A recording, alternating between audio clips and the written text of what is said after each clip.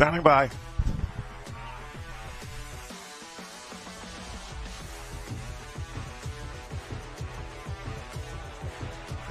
And we welcome you here to the Bankers Playing Field, ready for another day of exciting softball activities. Marcellus Hall here in your company. And again, we appreciate you joining us here as we are down to the last couple of games here, the last few days of softball activities and the last few days in this sixth edition of the Bahamas games. On the field, as you're looking at them, Exuma versus Mical. That is Mical on the field, breaking down those fielding positions for you, the defensive alignment. It'll be Brandia Ferguson on the mound. Catching balls and strikes behind the plate is Saisa Kelly. Over at first base is Tyler Miller. The second baseman, is Demisha Cartwright. Playing third today for this Mical team that's looking for a couple of wins is Ruth Ann Sims. In left field will be Alvonia Hall. Right field is none other than Gabrielle Nixon. And in center field today, Laura Henschel. Shortstop is Alavia Hall. So, again, they're going to have a pretty good matchup here. We're going to see how this turns out. Looking at the batting order for Exuma as they get their first batter into the batter's box right now as we get ready to start this thing. There's Sherman Major behind the plate. He will be the home plate umpire. We mentioned earlier he's called in 3 different sporting events here at these Bahamas games. He's called baseball, he's called softball, and now also basketball. I think he's one of the few that's doing all that. So that's a lot. And it looks like we are underway. 10-10 our starting time. That is ball 1 to count. And officially getting started with our softball activities. Boy, they had a late night last night. Finished up right after about 1 o'clock in the morning with that men's game between Long Island and Exuma, with Long Island staying undefeated. And they got the win over Exuma 6-2 in what was a pretty intense ball game. Everybody enjoying themselves throughout the course of the night there. And so what more can you say? And that is in there for a strike. Look a little low, but that's been the trend here for a lot of these batters. You got to make that adjustment in the batter's box. 1-1, and here's the 1-1 delivery. On the mound for Mical, Brenda Ferguson, and that's strike 2. She's got right back into this thing after delivering a ball to start things off.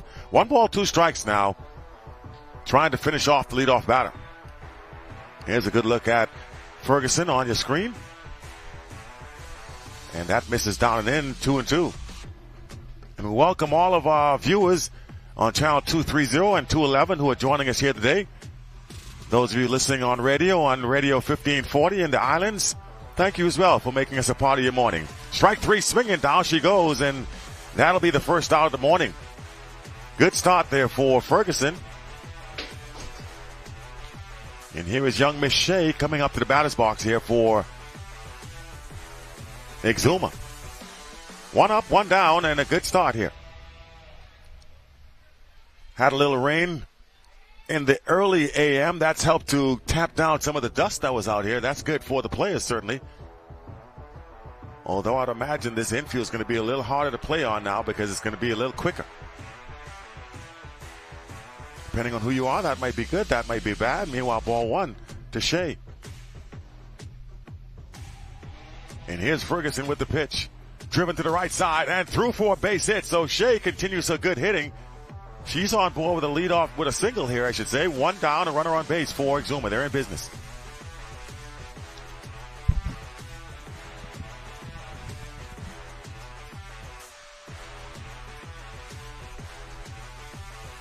So with 1 down, Exuma now getting something going here offensively here in the top of the first.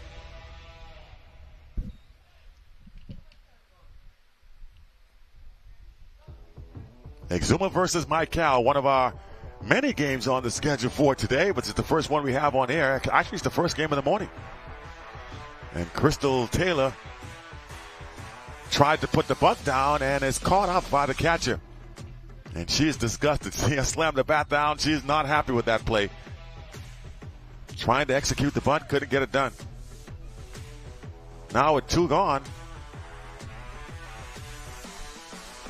we'll see if Latira Brown here can get something done. Well, Latira came up to me yesterday. She heard somebody, I guess, mentioned the fact that I said she used to be a lot faster. Somebody said, boy, she said to me, I heard you was telling everybody I got slow. I said, well, you're right. I mean, I did say it. You're not as fast as you used to be. So whoever's giving her the message, tell her I said it again. Latira Brown at the plate.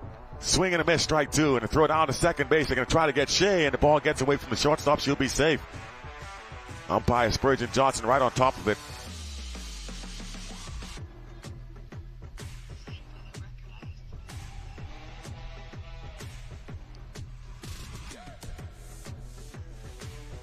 Nothing into the count to Brown. And swing and a miss, strike 3. That'll be it. So Brown goes down swinging. Exuma gets the runner on board, but that's about as good as it's going to get. They're going to have to go back to the dugout, start from scratch here. Bottom of the first coming up. First at bat for Mical. They'll lead things off at Alvonia Hall, followed by Tyler Miller and Alavia Hall. I got to check to see if I'm related to them. Gabrielle Nixon batting cleanup today.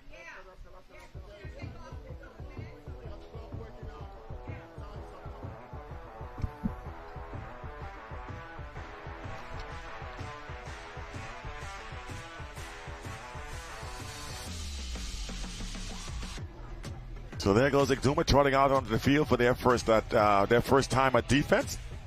Let's see if we can give the lineups for them. On the mound for Exuma today will be April Dean. Catching will be Nisaka Curling. First base is Brown, Lathira Brown. We just saw her bat. Over at second will be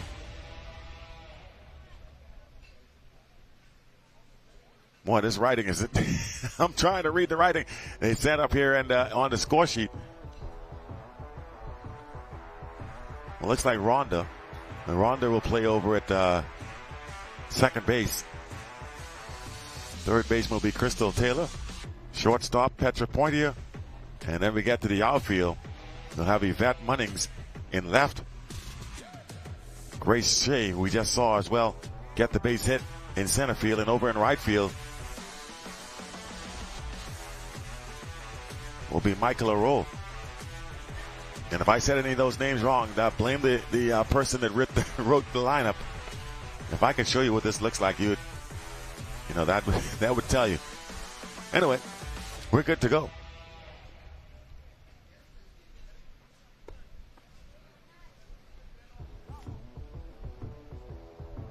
Bottom of the first inning coming up. Once again, welcoming all of our viewers and listeners, wherever you may be. Whether in the Commonwealth of the Bahamas or elsewhere, tuning in on our network across the world through social media. We appreciate you making us again a part of your day.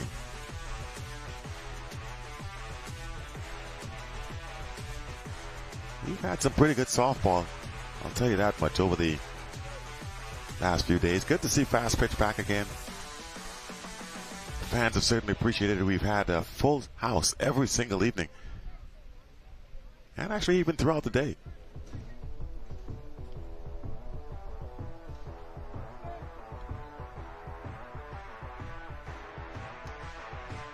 So we're ready to go now for the bottom half of the first inning. And there's your leadoff hitter, Alvonia Hall, leading off for Exuma, for Mical, sorry.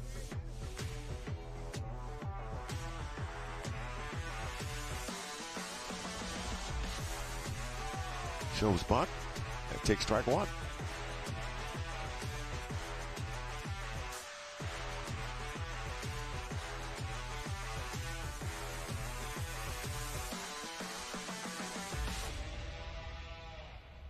On the mound for Mical, for Exuma. April Dean misses with that one. High and back to the backstop there for ball one. 1-1.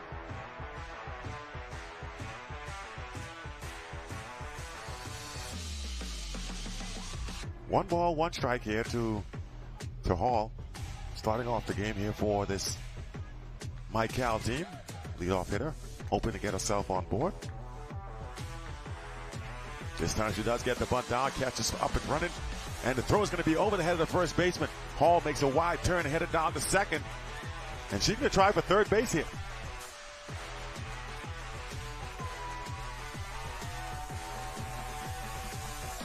All right, so that turns into a two-base error. A single and two bases on the overthrow.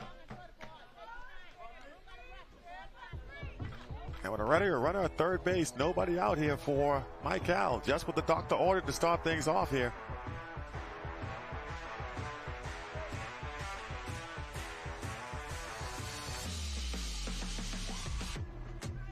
Not what you wanted to do if you're Exuma. Should have been a routine play. Catcher got to it in plenty of time. Throw was just too high. So here's Tyler Miller now looking to bring that run in. And that's strike one.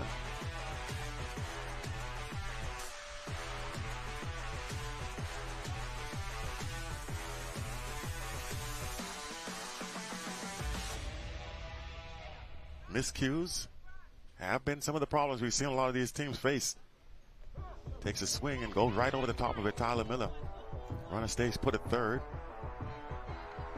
Ball did get away from the catcher temporarily, but not far enough to allow the runner to advance.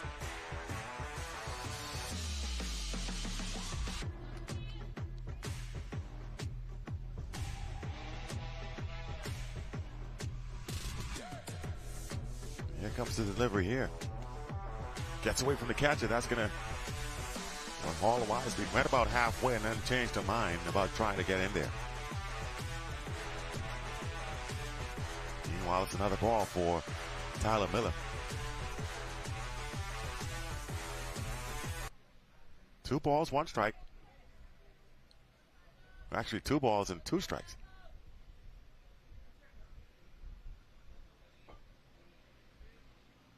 Here's the pitch.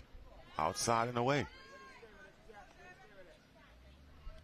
Now it's 2 balls and 2 strikes, so you can leave it right there, guys. 2 balls, 2 strikes. I was a little ahead of myself. Maybe I had a foreshadowing. Here we go. 2-2 now.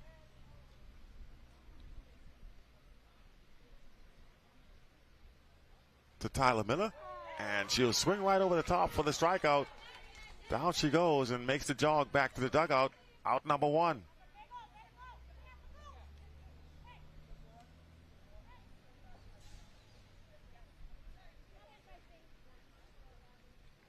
That brings up Olavia Hall here.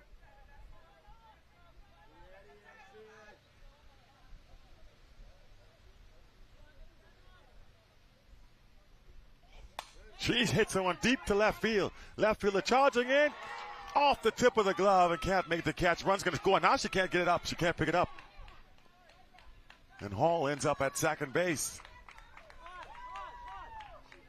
Thought for a second there she'd made the catch. Left fielder came in pretty well on that one. In fact, Munnings snow coned it off the edge of the glove and couldn't quite hold on to it. Then she had trouble fielding it, picking it up off the ground. And that allowed Hall to get to second base. Run scores, and it's 1-0 here in favor of Mical. Still 1 away. Here's Gabrielle Nixon now at the plate. And Nixon takes ball 1.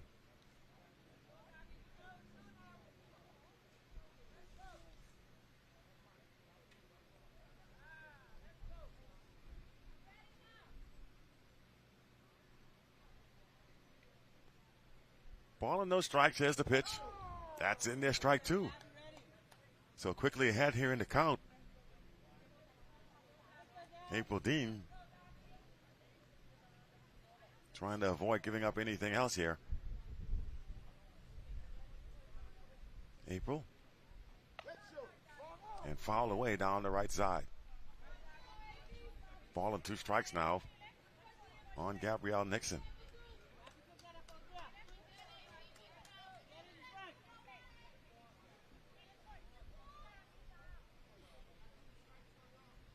Early morning here at the ballpark. Already action getting started.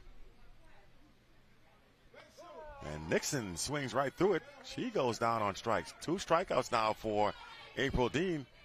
And now 2 away.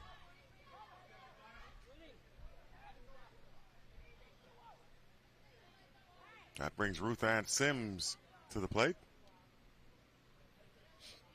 Now Ruth is batting cleanup today for good reason. Well, actually she's batting 5th today, which gets away, and the runner's off and running down to third base anyway.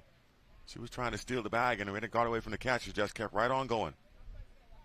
So Hall at third. Acts for timeout, tying the laces.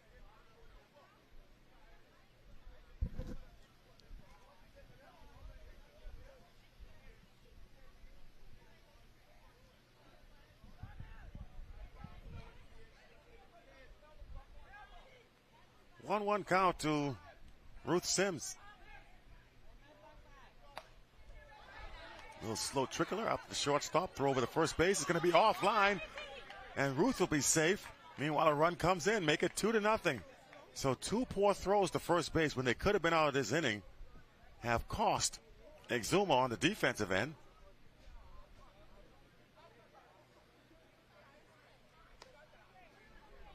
Execution has been a problem here for the Navigators here in the bottom of the first inning. There's a good look at Latira Brown. First baseman over there. She's had some tough tasks. That one's hit to left field. Left fielder can't get to it, gets by her. That's going to cost 1 run to score. Ruth is on a horse and using the speed here to come right behind her. Almost ran Ruth down. Was Kelly. So add 2 more to the tally, make it 4-0. Well, actually, Hall scored before this, so it's actually 5-0. Is it 4? 4. Okay, so it's 4-0. 4-0 here in the bottom of the first. And a meeting at the mound now as the defense comes together trying to figure this thing out.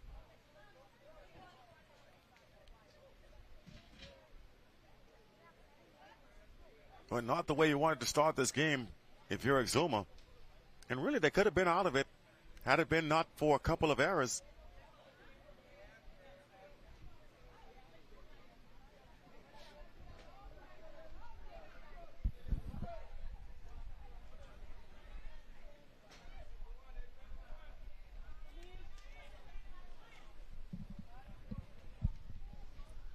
And so they'll try it again. Another batter coming to the plate. This is now Brendia Ferguson. 8 hitter for this Mical team. She backs out of the way of ball 1.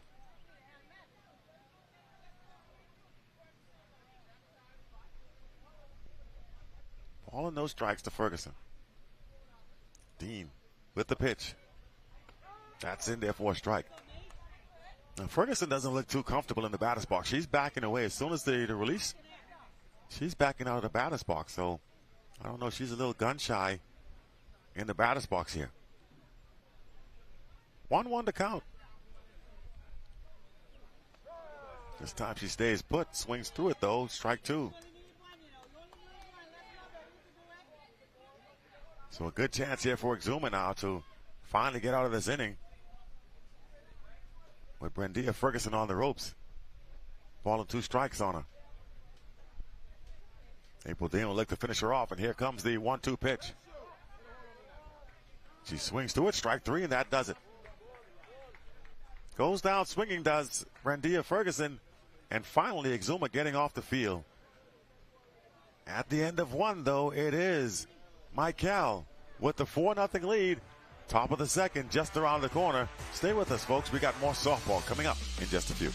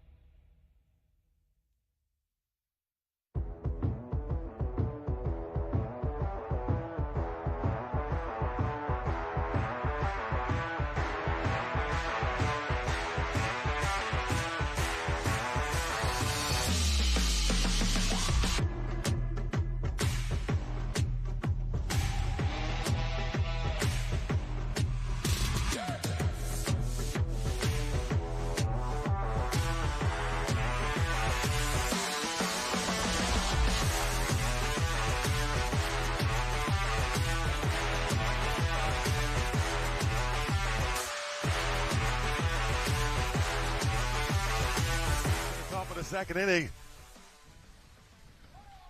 And there goes strike one. Leadoff hitter for Exuma. Good lead now for Mical. Up 4-0. Scoring all 4 runs there in the bottom of the first.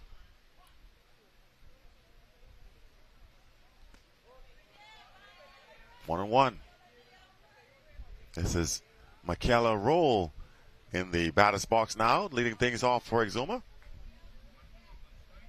1 ball, 1 strike to count.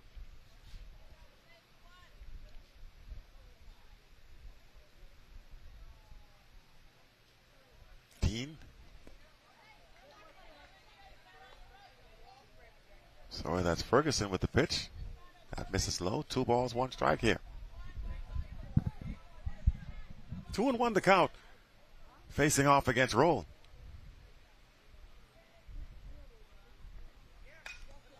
That one shot to the right side and foul.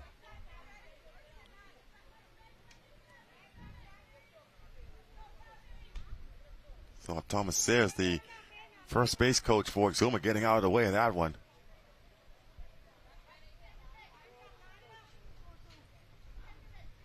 Count even, 2 balls, 2 strikes. Little comeback into the pitcher, throws from the knees, and that's the first out. Scoring at home, that would be 1-3 for the putout. 1 gone.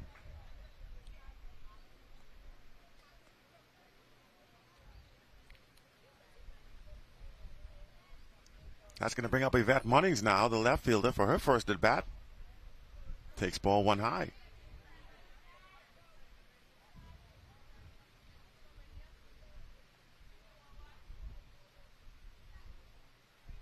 One 1-0 pitch coming in.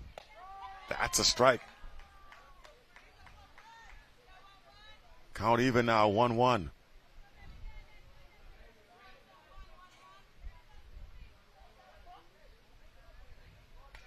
Pops it up and out of play for strike number 2. Fouled it straight back. So Munnings now in a hole. 1 ball, 2 strikes here, facing off against Brendia Ferguson. Just joining us, it's the top of the second inning. Mical, 4 runs in the bottom of the inning to take the lead. Bottom of the first. That's going to be a dead ball. Count stays 1 ball, 2 strikes. Made some contact, but it never left the batter's box area, so dead ball situation. 1 and 2 strikes. Here's the pitch. Pops it up into the air. Could be trouble. And what a catch! Oh my goodness! Diving catch there by the second baseman, Ruth Ann Sims. So that's a third baseman who came over and made that catch. What a play there, I gotta say. Olivia Hall, the shortstop, coming all the way across the field to make the diving catch for out number 1. And that's fired up the Exuma squad as strike 1 right down Broadway, thrown by Brendia Ferguson to Curling. Now Curling gets a piece of that one, drives it foul. Misaka Curling at the plate now for Exuma.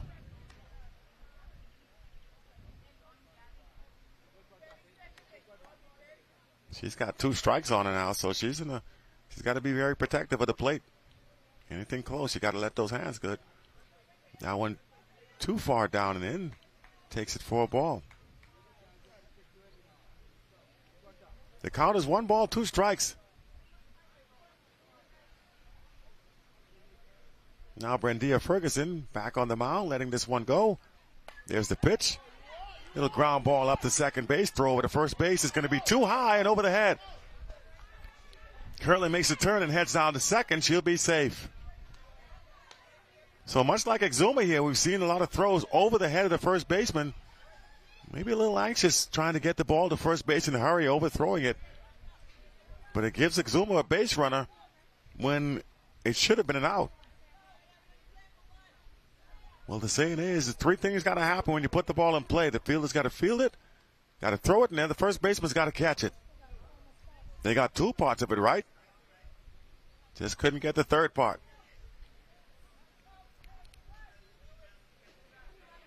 Good things happen when you swing the bat, they say.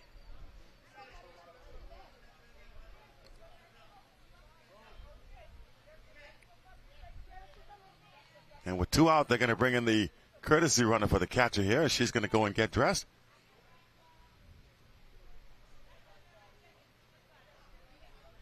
And how the courtesy runner works is the last out comes in and runs for him.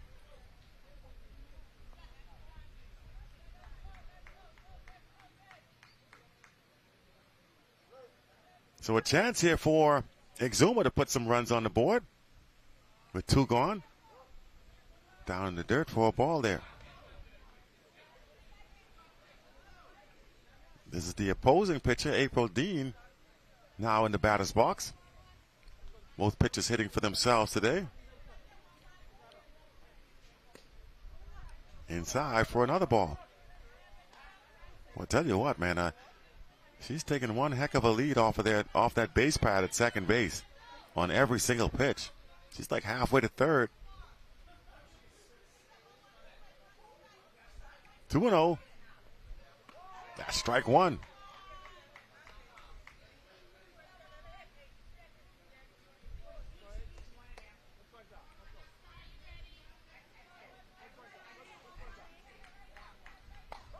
Oh, swings right through the fastball. Boy, that had a little velocity on it. And throw back over to second and knock it to the ground. A little exchange of smiles. Love to see the camaraderie here. Two strikes on the batter, April Dean. Gets a piece of it. Down to first base, going to hustle on there and get the out. First baseman plays it herself. And the foot race won by the first baseman that time. Tyler Miller fielding it and running down to first base to get the out unassisted. And that's going to do it. We'll move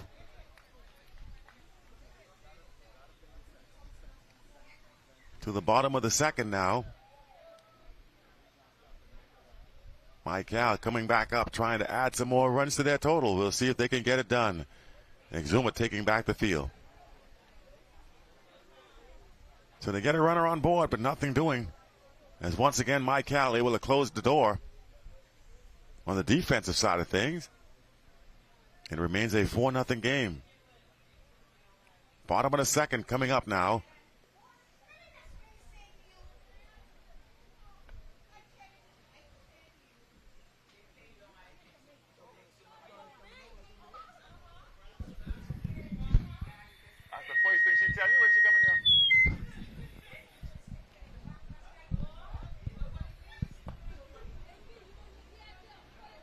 Bottom of the second inning.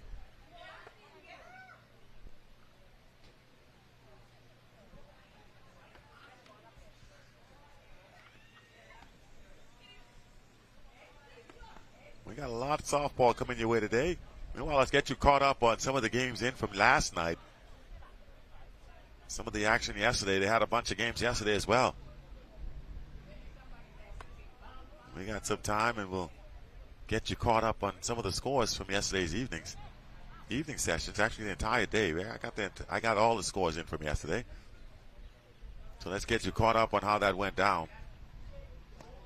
So early in the morning session, you had a ladies game. Mical, they beat Columbus Owls. We had that game actually on radio for you, on television for you. 12-3 ends up being the final score. Mical won.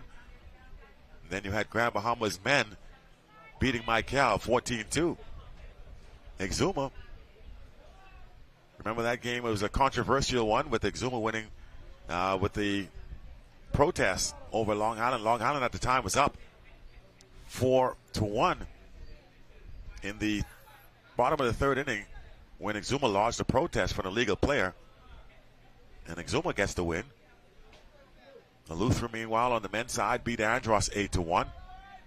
Andros ladies over Eleuthera's women, 3-0. I'll get you caught up on the rest of the scores in a minute. Meanwhile, we're back to live play.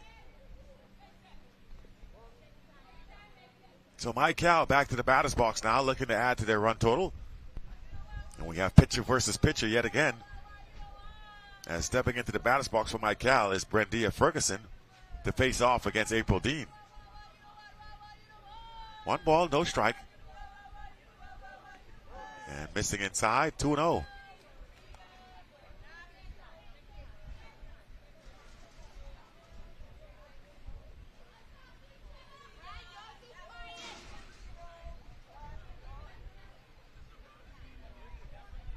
So we have the opposing pitcher in the batter's box. For Mical, this is Brendia Ferguson. And she'll take a strike. 2 balls and 1 strike now.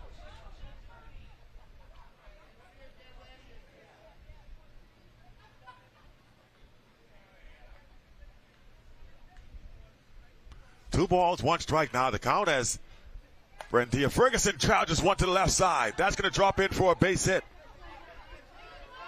Left fielder's got to go into the bushes for it. Not really. But Ferguson showing some speed here. Is going to hustle on down to third, and she will be in there with a stand-up triple.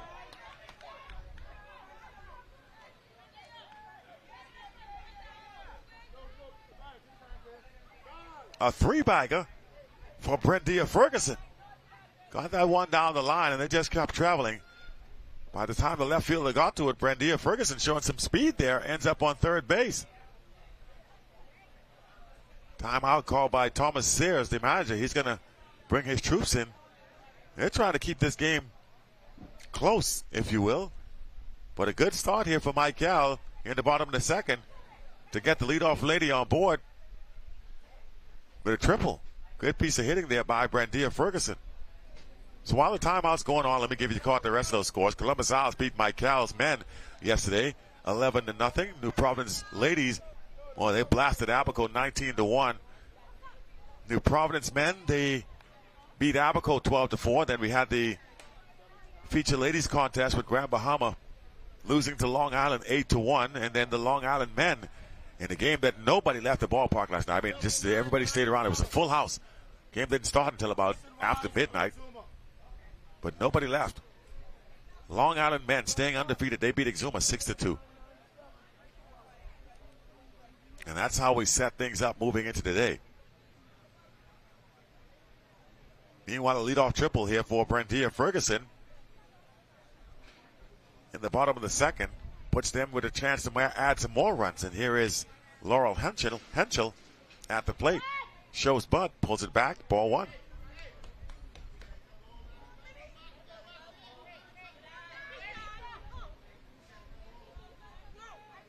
So Henschel ahead in the count, 1-0. April Dean trying to figure out a way to get these batters out.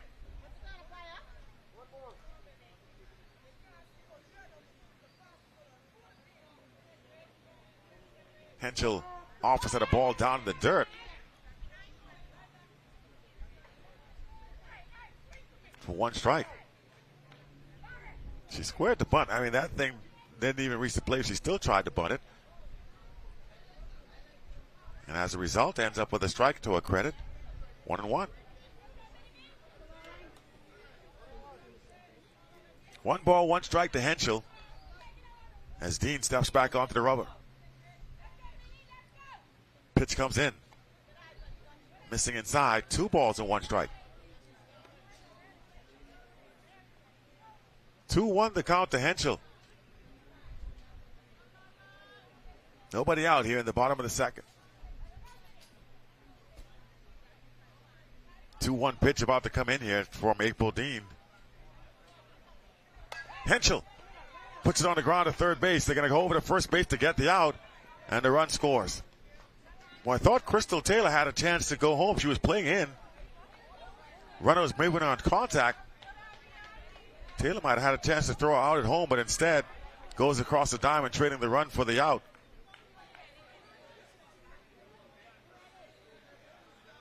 One gone, but it's now 5-0.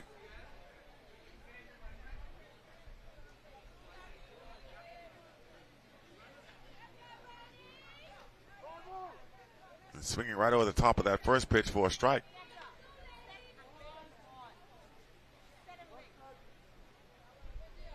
Is the leadoff lady, Alvonia Hall. Left fielder Hall, who was scored the game's first run.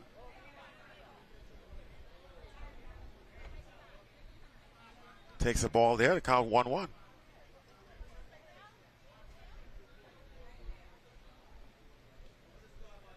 A ball and one strike to Hall.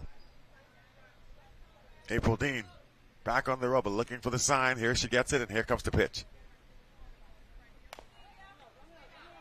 Tap it to the first baseman. Brown's going to hustle on back and make the play herself. One away. So Latira Brown, a.k.a. TD, making the play for the first out here in the bottom of the second. Here comes Tyler Miller, who struck out her first time at the plate.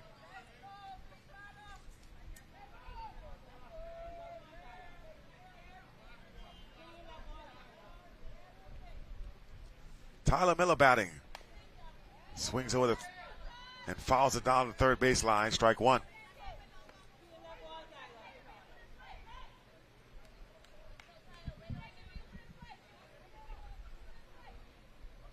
First baseman Tyler Miller batting now for Mical. That time she drives one to the outfield. Center fielder drifting back over the head. Miller on her way to second. Makes the turn, heads now to third base. The throw start just coming in now. They're going to wave Tyler home.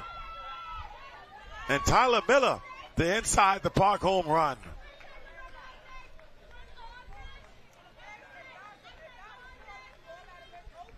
I think Miller almost ran out of her pants. She was trying to fix her pants as she was running. But she gets the inside the park home run there. What a misplayed ball by Grace Shea. Trying to track it, she went back on it, but couldn't quite get the glove up in time. Went over her head. Once that happened, it was a wrap. She had a long way to go. Tyler Miller just kept running. Make it 6-0, Mical. And up next here is Alavia Hall. The shortstop who made a nice diving catch earlier in the first inning. To steal a hit away from Exuma. She's ahead in the count now. 1 ball, no strike. That one's driven to the outfield as well. Another base hit. Another misplayed ball, and she's going to hustle on down to second here, showing some speed, and in there safely with a nice pop-up slide. I love it.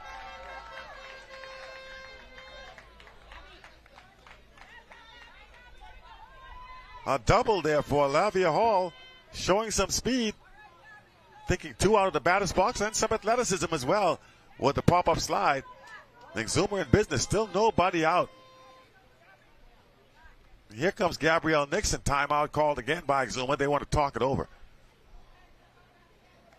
And I think the catcher is saying maybe Dean is missing the spots here, but that looks like what she's trying to tell her. They're having a little discussion between the two of them. Now Latira Brown and Crystal Taylor joining the conversation as well. The score is 6-0.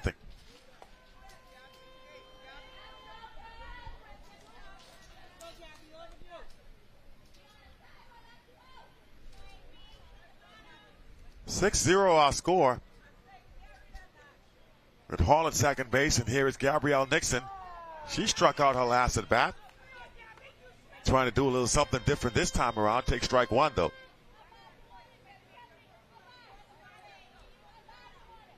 April Dean looks in and now ready to deliver the 0-1 pitch. Swinging over the top is Nixon. Hall is hustling down to third, and she's going to be in there safely. Third baseman Crystal Taylor is imploring the catcher to throw it down there, but she does not. Now Hall just 60 feet away from scoring yet another run for Mical. Remember, nobody out still. And now there is one because Nixon strikes out.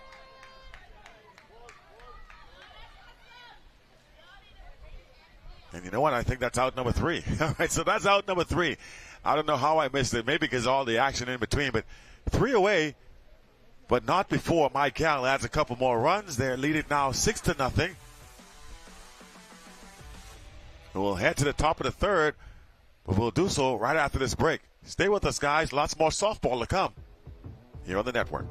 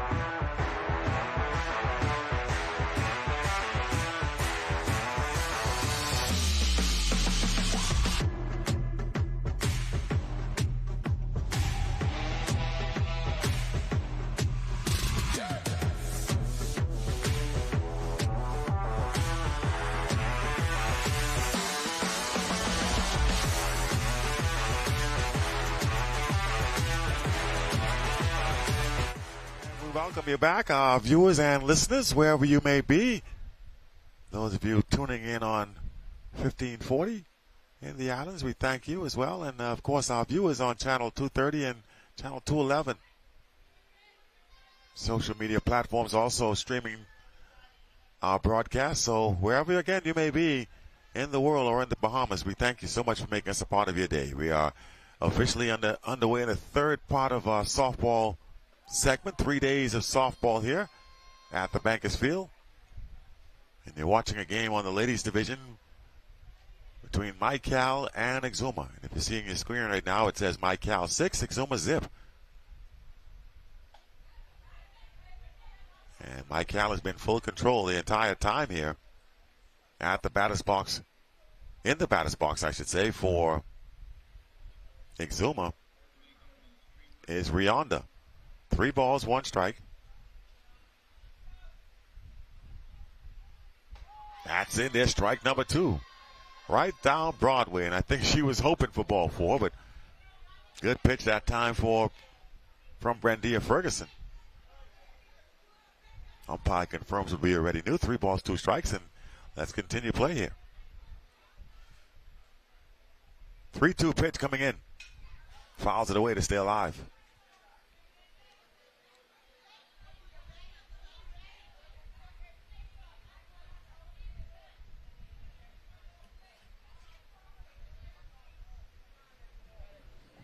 Three-two is the count here to the leadoff hitter. Second baseman for Exuma. And again, just barely able to get a bat on it to stay alive. So she'll face at least one more pitch here. 3-2, still the count.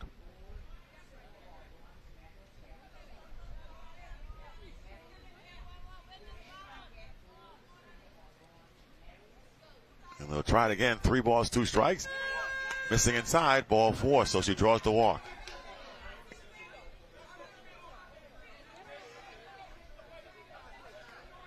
So a leadoff walk there for the hitter.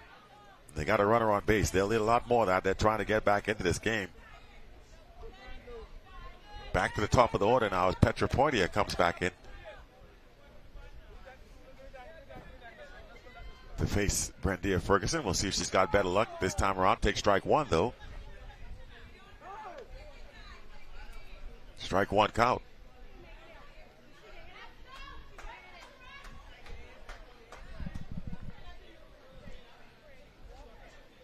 So I don't know.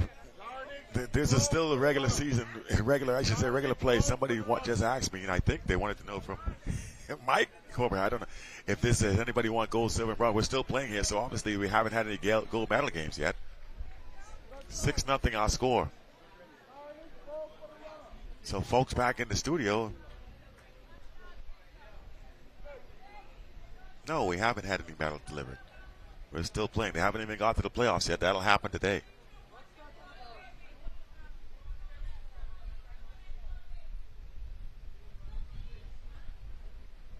Oh, one pitch.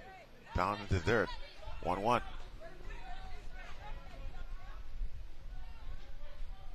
It's a nice job behind the plate by the catcher to get in front of that thing. That's been a pass ball for a lot of these catches in the ladies division. But she blocked it very nicely. 1-1. And again, nice play by the catcher, man. She's a throw behind the runner, and I think they got her. What a nice play. Not only making the stop, but the runner took a big lead and anticipating that it would get past her. And boy, what a good play. A throw, a fire, a bullet down to second base by Kelly to pick the runner off at first. One gone. And now 2 strikes here on the hitter, Petra Poitier. Well, I got to say, that's a play that a lot of good, when I say a lot of experienced catchers can't make, but that was well done. She's well coached. And again, a foul ball.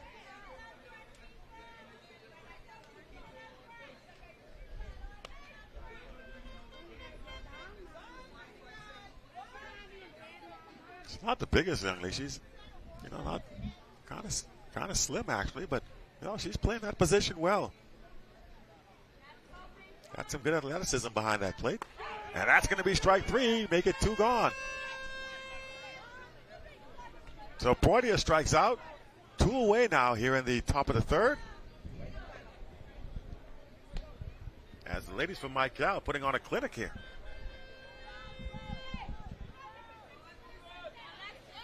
And up steps Grace Shea. She's got one of the few hits this evening this morning, I should say, for Exuma. You haven't had many opportunities to smile here. Inside for a ball.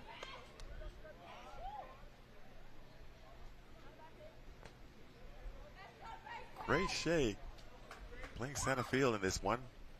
It's also pitched for Exuma. Takes a nice swing at that. Fouls her straight back for strike 1. Well, I like the swing. Head was steady. Fluid coming through the nice even swing coming through. Just didn't square it up.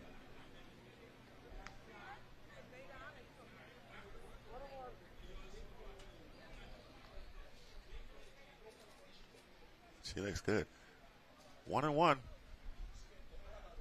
Brendia Ferguson trying to finish it off. Hard hit and foul down the line. But she's getting some good cuts. She barreled that one up, came off the bat with a little bit of power there. So I'm sure the outfielders would back up a bit. Infielders may play a little bit deeper as well. She's shown that she can hit.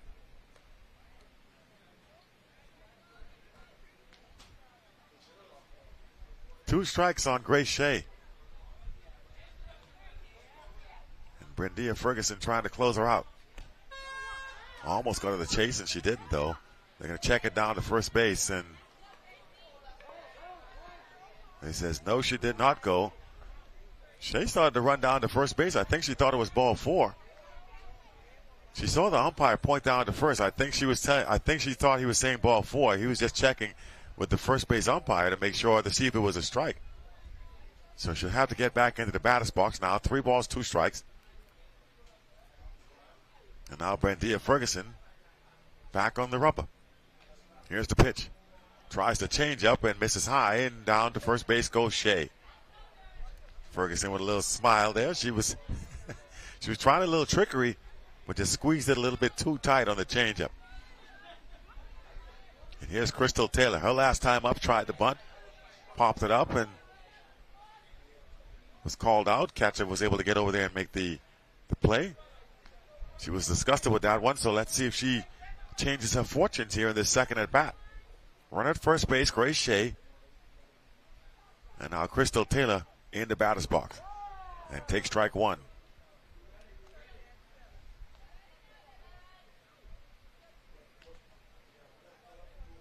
So Brendia Ferguson going right after Crystal Taylor here with 2 gone.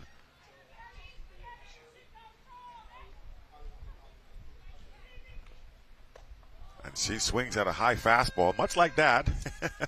Rat Taylor, the father of, that's not his real name, but that's his nickname. That's the only one I know him by. I've known him about his entire life.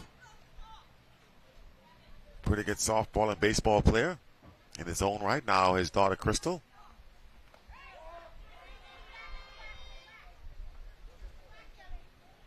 There's Brendia Ferguson. Misses with that one. Shea over at first base. Exuma still looking for their first run of the ball game.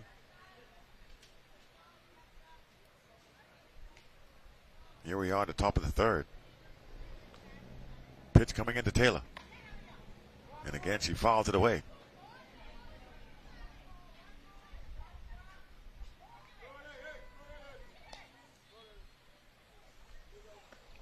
They'll change the softball here. I think it got a little scuff on it from hitting that fence off the foul ball.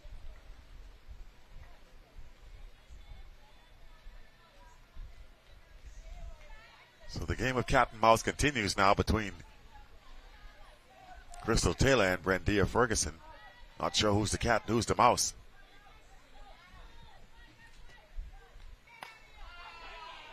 Hard ground ball down to the outfield. Shea makes the turn, heads down to third. And Crystal Taylor now on board with a single. So something brewing now for Exuma with 2 outs. They've got runners on the corners. And a chance here for Latira Brown to drive some runs in.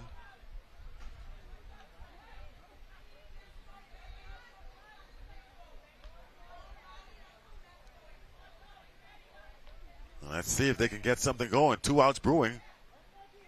Catcher doesn't hold on to it, so ball 1. And that's not an indication of whether it's going to be called a ball or strike either, but it helps. Hard for the umpire to see where it was if you don't catch it or if you don't hold on to it. 1 ball, no strikes. Here's the pitch. Fouled back for strike 1. 1-1. Coming up next, we have a men's game.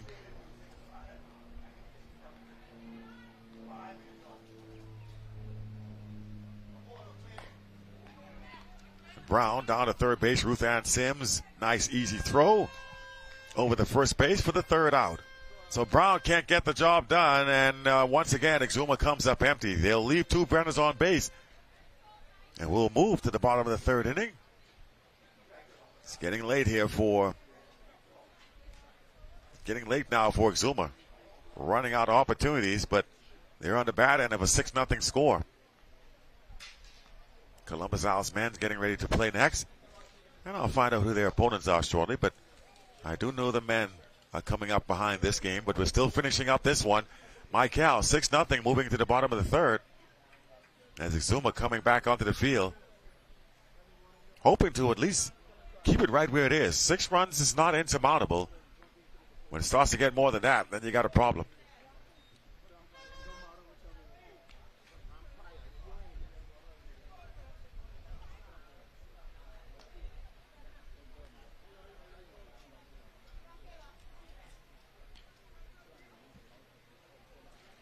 Another day of softball here in these Bahamas games. And we're happy to have you with us to enjoy it.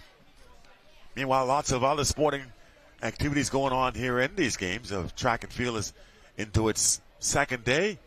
Boxing also into its 2nd day. Basketball wrapping up now. They're going to move into the playoff rounds, as will softball today. So, tell you what, we have one more day of action here in these games, so you know it's going to heat up a little bit. Heat being, well, not no pun intended, because it's been hot anyway over the last few days, but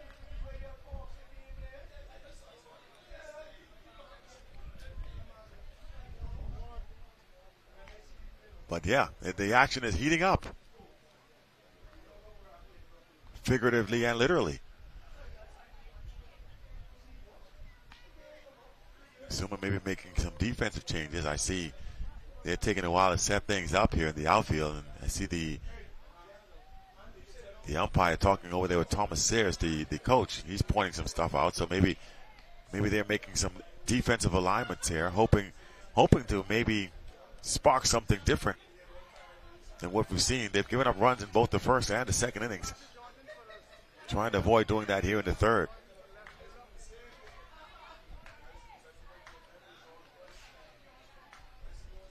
Beautiful Friday morning here in the capital. It's a Friday morning most places on this side of the world, I should say. 14th of July, 2023.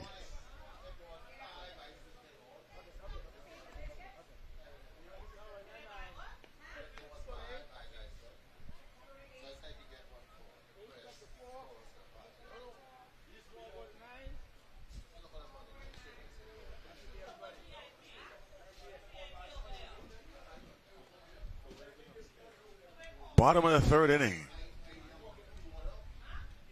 Our opening game here for softball. Got a lot of games to play today as they get down to the playoff round. They'll set that up, and then, of course, teams will start vying for that gold, silver, and bronze medal. On the men's side, you got a couple of teams that could potentially be contenders there. Long Island being one of them. Exuma, despite the loss to Long Island last night, still has to be considered one of the top teams. Grand Bahama men look also pretty solid, and New Providence, even though they don't have quite the pitching depth they would normally have, are still a pretty good team. So there's about 4 teams there that can do some damage. At the end of the day, it's just about who's going to execute at the right times. That's not to discount anybody else, but those are the 4 teams that have been able to play the best so far in this men's segment of the softball, the fast pitch, I should say. On the ladies' side, it's a little bit more clear-cut. The odds-on favorite is New Providence. They've been beating up on everybody and in grand fashion, really. They're going to be tough to beat. Grand Bahamas ladies also, and Long Island's ladies. Probably I would be thinking those are the 3 best teams in that division. So they're still trying to figure something out here as far as the fielding and stuff, I guess, before we move to the bottom of the third. Hence a bit of a delay. I don't blame Latira for going back into the dugout, maybe to enjoy some shade because it's hot out there. Well, it looks like they're going to bring Shea into the infield. Grace Shea. She was out in center. Now I see her at second base, so that's probably one of the defensive alignments they've made as well. Brown remains at first. Crystal Taylor still over there at third, and shortstop still manned by Petra Pointier. So the change was made in the outfield. Ruth Ann Sims skies one to the outfield, and it can't get to it. Shea unable to get to it, so a leadoff single now for Ruth Ann Sims. That thing was in the air a while, but nobody able to get it. Sims like, man, I thought I hit it harder than that. Doesn't matter, Ruth Ann, you're on board. So again, Mical in business as Ruth Ann Sims starts things off, and that brings up the catcher, Sister Kelly.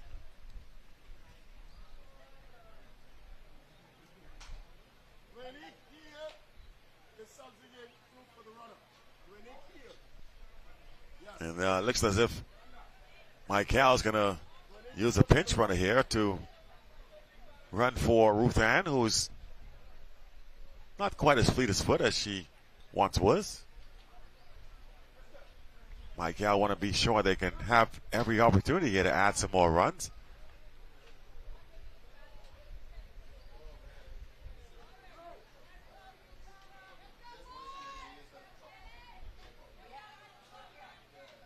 Kelly sends it to the outfield. Left fielder drops in and makes the catch. And the throw comes in.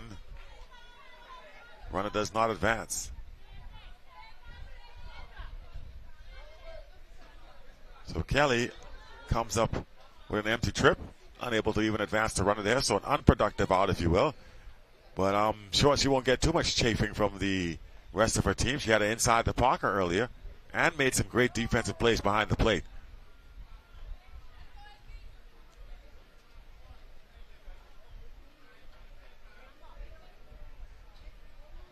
So here is Cartwright now behind, ready to hit.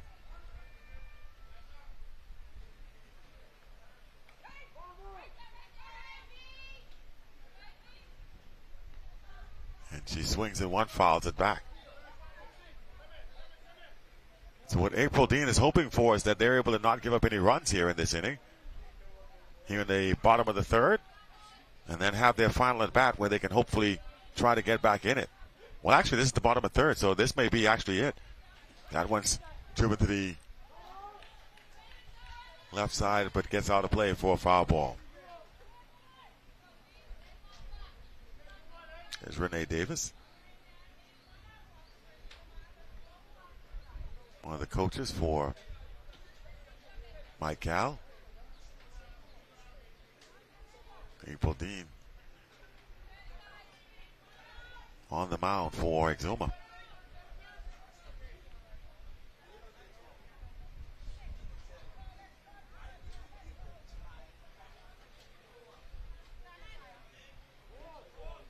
That should have been she didn't step off there. That's going to be exactly a free base. That's an illegal pitch, or if you were playing baseball, would it amount to a balk here. So the runner's going to go down to second base.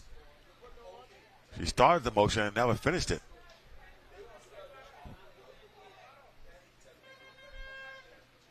So that allows the runner to go on down to second. And now they're going to walk the hitter to get to, I guess, to keep the force alive, to keep the double play going. Runners will now be at first and second.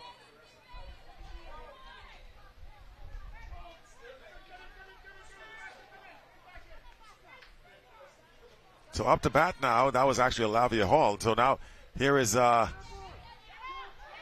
a dead ball. I think it hit her. Yeah, so it did.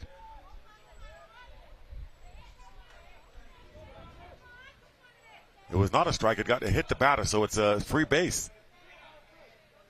So everybody moves up a base now. Hit by pitch. Laurel Henschel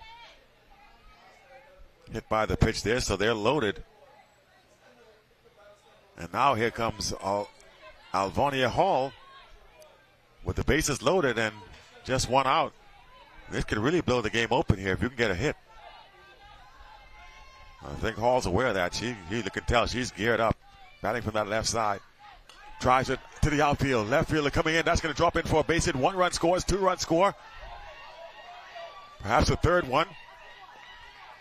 As Henschel comes in and she clears the bases with a double.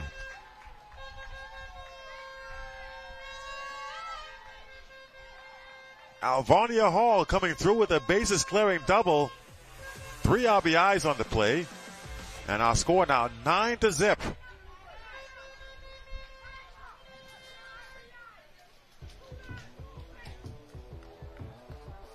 Nothing is score. And still looking to tack on some more. And here is Gabrielle Nixon. This is Tyler Miller, at the plate. Tyler's had a rough day. She struck out twice. Takes ball one. See Hall bouncing off the plate, off the base paths. They're trying to get on down to third. They're 1 run away from winning this game. If they can score this 1 run right here to make it a 10-0 lead, this game would be over. They would win by the mercy rule. So that's exactly what Exuma's trying to avoid here. Nixon fouls it away.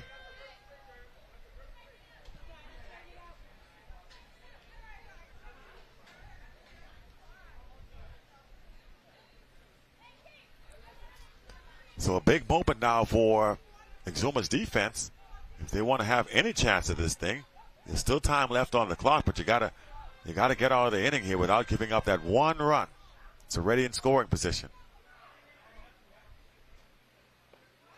And that one misses high, 2-1. think the umpire held up 1-1, so I think that might be the count.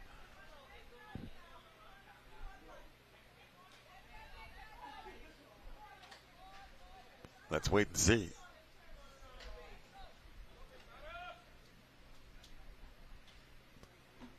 Here's the delivery. Wow, good. Well, generous outside strike corner from Major for a second strike there. But again, that pitch has been called all tournament long, right? That is that's tough to swing at that, though. 2-2 into the dirt.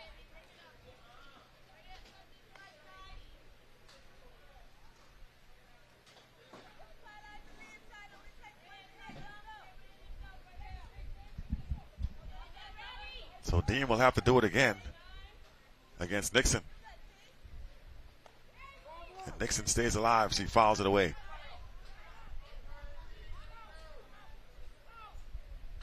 Two balls, two strikes is what he held up, so that's the count we'll go with.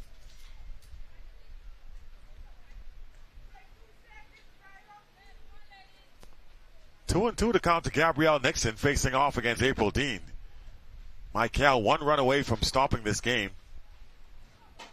They got a runner at second base. That's Olavia Hall.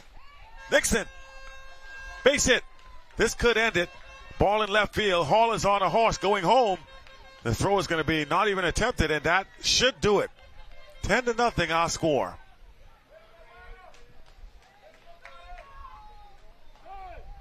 And that's it. Left fielder goes out there to...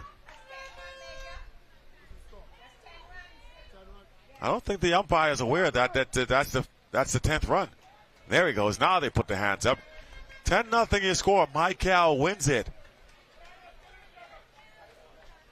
As Gabrielle Nixon picked a good time to come up with her first hit of the ball game. Drove it to the left field side of things, and that allowed Hall to come all the way around and score. And that's the way this one ends. 10-0 our final. Mical takes down Exuma.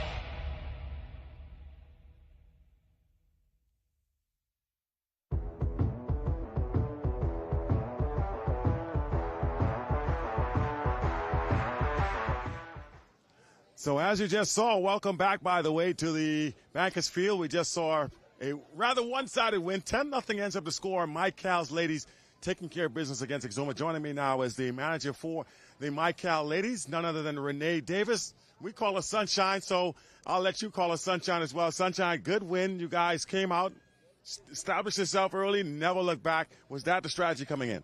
Yes, Marcellus. After that win yesterday, I made a call home, the containers in, with a case of hush-hush, and we just come to shut Exuma down. Listen, right now, a lot of people are kind of overlooking this Mical team, but you might be a force to reckon with as this tournament progresses, as you now move into the playoff round. Do you guys feel confident that you can definitely win this thing? Yes, we can. The jitters are out. The girls, them have the confidence now. The heart is a lion now. It's out. It's out. I put some meow on them, man. Meow. And for those who don't know what that reference means, all right, Sunshine, one of the members of the Wildcats, that's their chant where they go meow, all that stuff, and they've been perennial champions here in the New Providence Softball Association Ladies Division. So you're trying to bring that mentality to this Mical team. You're going to see a brand new game of there when we play whoever we meet. This Mical team become to take this back to the South. Congratulations again, Renee Sunshine Davis. Mical, big win over Exuma, 10-0 ends up being your final. Guys,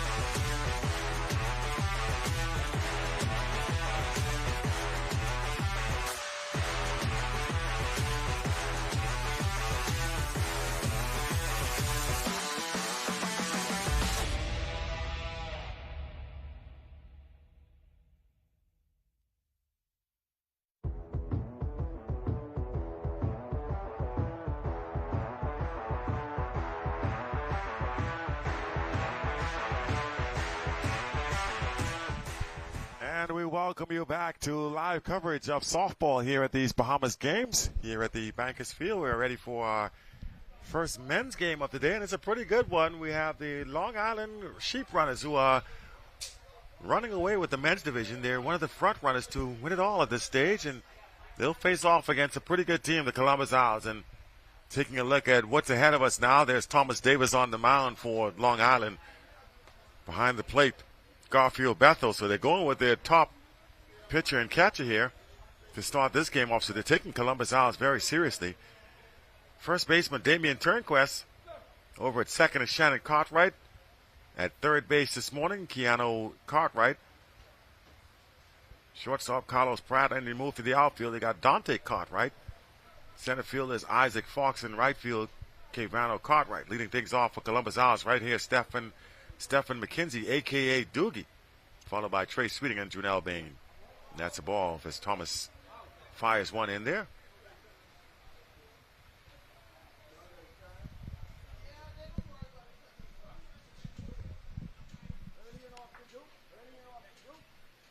More important this game is for Columbus Owls really than Long Island here, but they still like to keep their record unblemished. I'm sure Long Island would. But Columbus Owls now still positioning themselves trying to get into that playoff round, so they need to pick up a win here.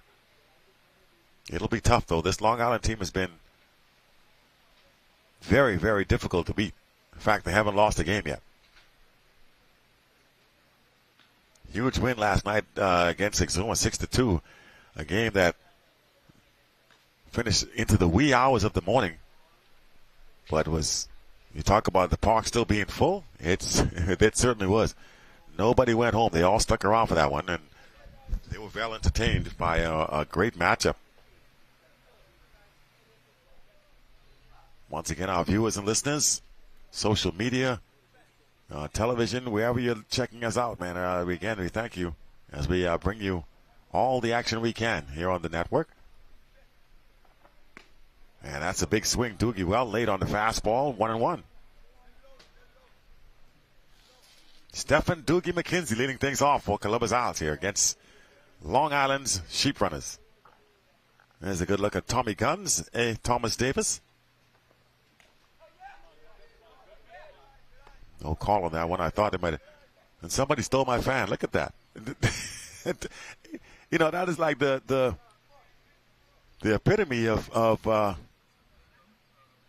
1 ball, 2-1 actually to count. Grounder over the shortstop, comes up firing, and they get Stephen, who is very quick down the line for the first out. So as I was saying, I had a fan blowing on me a few seconds ago, but these guys, they just took them all. They got them all pointed over there, but you got to throw a little shade every now and then.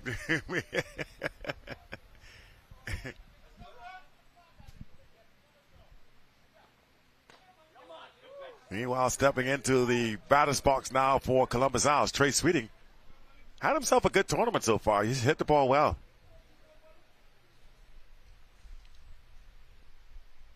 Let's see if he can do the same thing against Thomas Davis. A little bouncer out the middle, and right on cue, gets himself a base hit.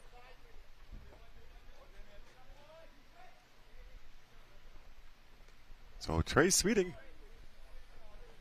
with a single to get the Columbus Owls with something brewing here in the top of the first inning.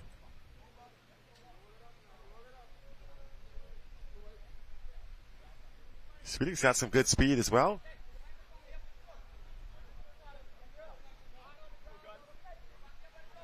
Son of Theodore Sweeting, Secretary General of the Bahamas Baseball Association, off and running. Garfield Bethel mishandled it, and so Sweeting on second. You could tell he was raring to go. He was going first pitch no matter what. Well, actually, he didn't go after all. Bluffed it and then came back. And again, this time takes second easily. No throw from the catcher. Yeah, Sweeting's pretty quick. Wasted no time, stealing second. Now in scoring position. Count 1-1. to Janelle Bain, the left fielder for this Columbus Owls team.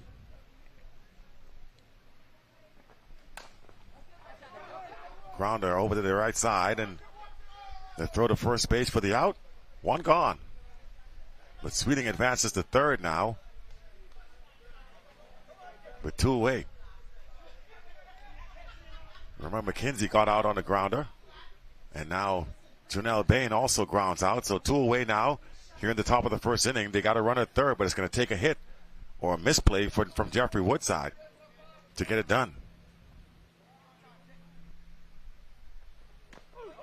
Strike one. And Woodside says, man, that's low. Might have had a point, but you know what? Again, it never matters what you think. It's what the umpire thinks, and he's calling this ball a strike. So if he says it's a strike, no matter what you might think of it, it's a strike. Unlikely to change it just because you think so. That's down in the dirt, and he swings over the top. You know what he's telling the umpire right now? That's because you call that first one down low. I got to swing at that now. Either way, it's 0-2.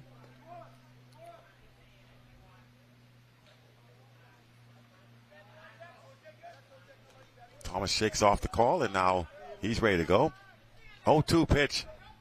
Strike three, gets him swinging, and that's a power fastball right by Jeffrey Woodside, and down they go. They get a runner at third after the single from Trey Sweeting, but they leave him stranded. We'll go to the bottom of the first. As coming onto the field now for the first time, and McKenzie forgot his cap. He's got to run back in there and get it. You would have remembered once he got out there for a minute, that sun hit him. There he goes. Bottom of the first inning coming up. Long Island will get their chance to bat here. Leading things off will be Isaac Fox, followed by Cavano Cartwright and Garfield Bethel. Carlos Pratt batting cleanup. For the Columbus Owls defensively, Jeffrey Woodside on the mound. Catching behind the plate, Rashad Lang. First baseman Colbert Evans. Over at second today, Kerwin Scrivens. Third baseman Chetty Ferguson. And the shortstop Stephen McKenzie. Moving to the outfield, Janelle Bain in left, Trey Sweeting in center, and in right field, Christian Wright. There's a good look at big Jeffrey Woodside.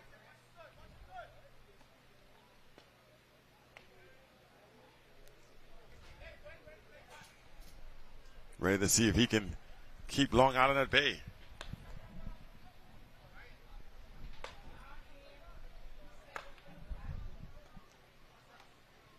So the Sheep Runners now will get their first at bat.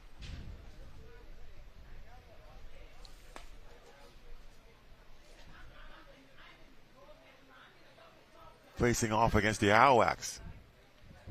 Renee Davis, Sunshine, who we just had on air a few seconds ago, up here doing a little trash talking for Mical. Says, I'm in the gold medal round now. Y'all better have some respect. No, not feel free, ladies. I'm enjoying the conversation. Mary Edgecombe up here, and of course, Mary, who played for many years with Sunshine and that Wildcats organization, all-star pitcher, and Bahamas national team pitcher. Here enjoying the action.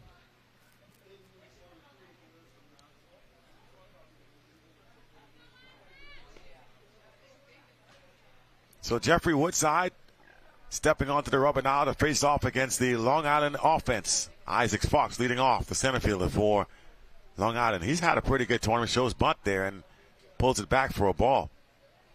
That first fastball getting away from Jeffrey Woodside, well over the head of Fox.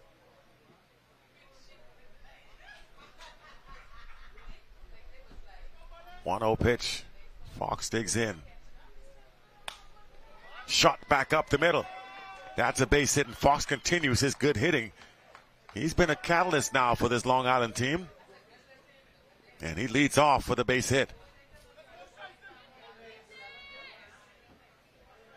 So Isaac Fox now pulls out the oven. That's what they call that thing, that the old sliding glove that's become so popular now for a lot of these hitters. And stepping in is Cavano Cartwright, swings right through the fastball to lead things off. Fox still trying to get that sliding glove on his hands. Throw down to second as Fox took off, and he's going to be out. Boy, Krishad Lang came up firing. And the throw eliminates Isaac Fox. What a good play by Krishad Lang. Meanwhile, one strike now after one pitch to Carvano Cartwright, 0-1.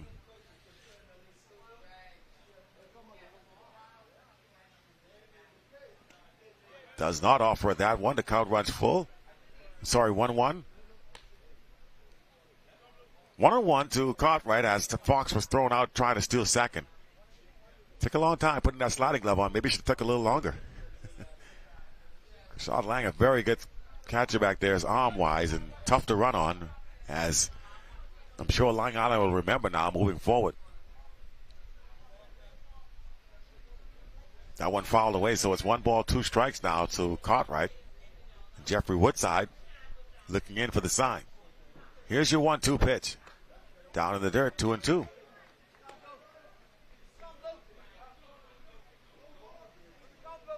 Cartwright asks for time. His Lason's untied, so he's going to take a moment.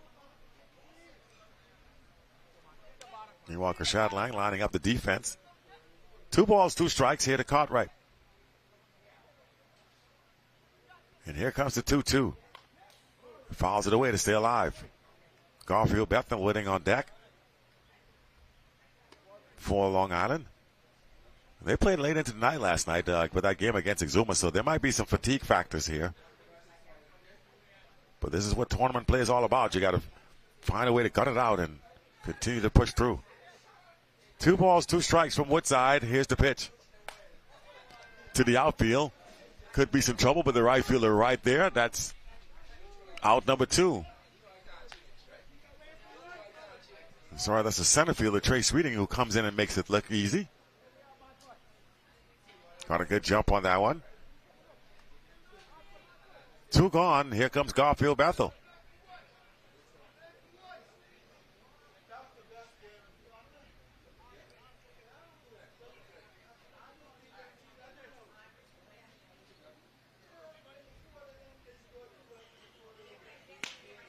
Inside, missing for a ball. Woodside wanted the call there, does not get it. He's like, where I got to put it? Well, it looked to be inside anyway. Woodside still chuckling over that one. He really wanted that one. Instead, it's 1 ball, no strikes. Here's your 1-0. And this time he does not go, but it's a strike anyway on the outer edge. 1 ball, 1 strike to Garfield Bethel. Long Island catcher today, batting in the 3 spot.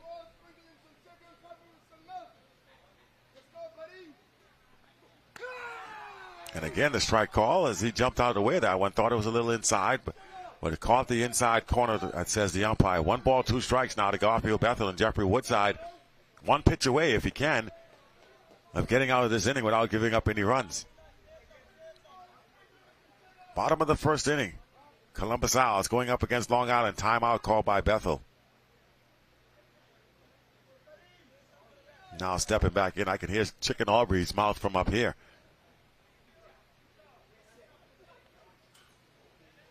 Tried a little off-speed pitch. Spins it into the dirt for a ball 2. Now 2-2 to count.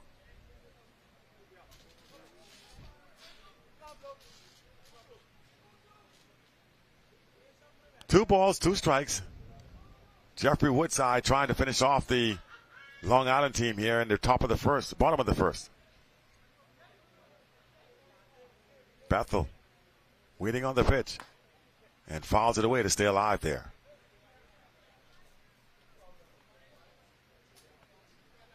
Count will stay 2-2.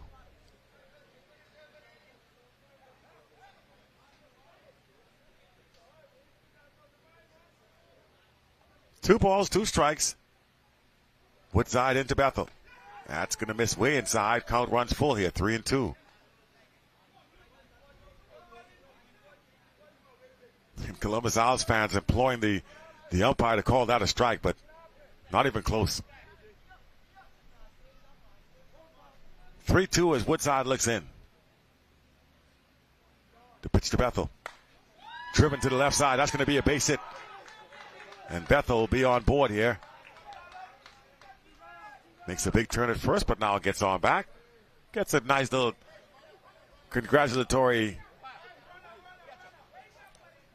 handshake from Pedro Marcelo.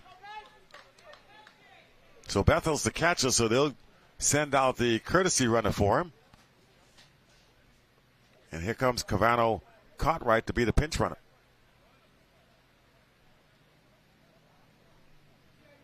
So Carlos Pratt now will step in. He's batting cleanup today. He's a shortstop for Long Island. Let's see if he can do something here, as now they have a base runner on board.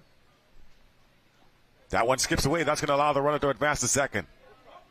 Lang hustles over there, but not in time to avoid the runner getting over to second. So now he's in scoring position.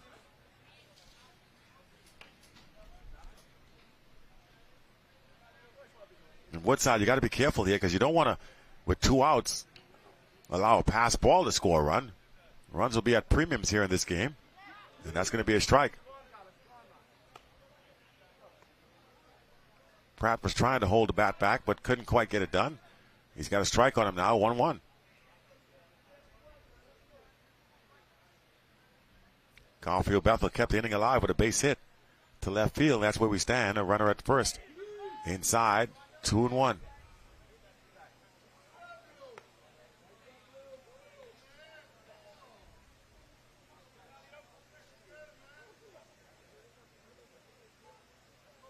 Carlos Pratt, shortstop, batting now against Jeffrey Woodside.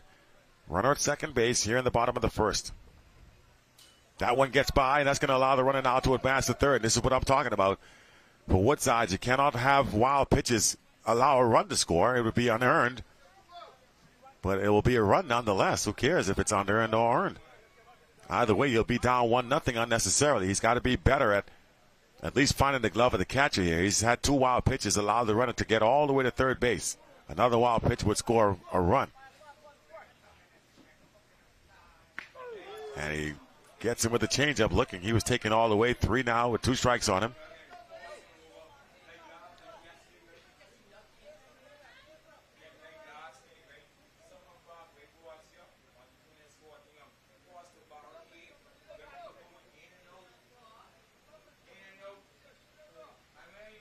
Here's the pitch.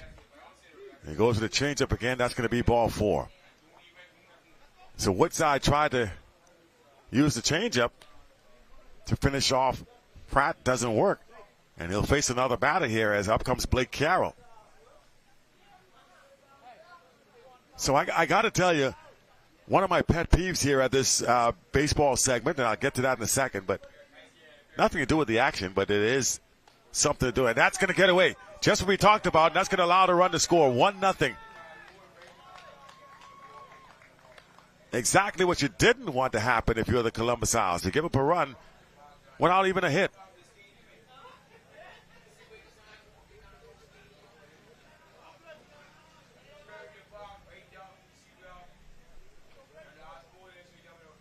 So a run gives up, run scored by Long Island, and the runners are also again in scoring position here. Strike call as he jumps out of the way. The umpire said it held on to the corner, so a strike on Blake Carroll. 1-1 to count. And he swings through it, strike 2. So Woodside now just trying to make sure he doesn't give up any more runs.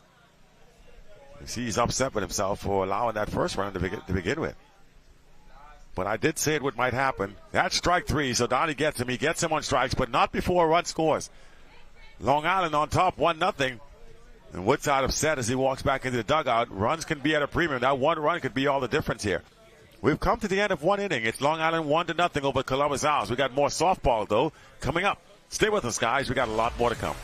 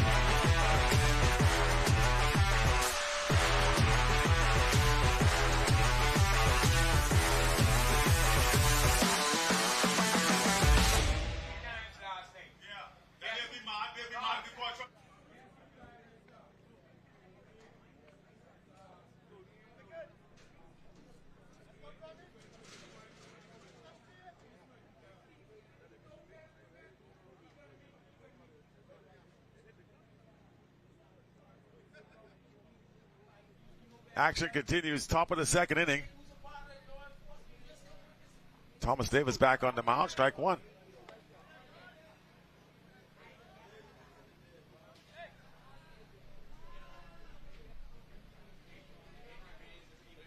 Long Island scoring a run and the bottom half, an unearned run after Garfield Bethel found his way on board with a single with 2 outs. They brought in the courtesy runner, Cavano Cartwright. He was able to take advantage of a couple of pass balls to end up scoring what is now the only run of the ball game. And the way the pitching has been and the offense to this point, I mean, it's still early on. It's only the top of the second, but that one run could make all the difference here when you're facing off a pitcher against a pitcher of the caliber of Thomas Davis.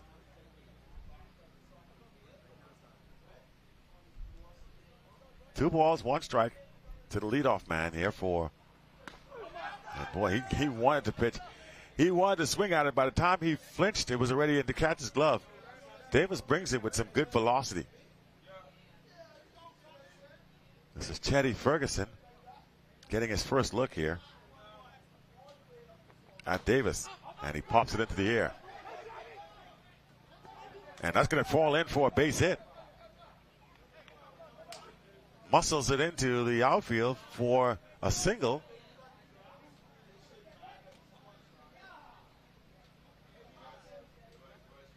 So a lead-off single for Chetty Ferguson. And now Columbus Isles in business. And here's Krishad Lang.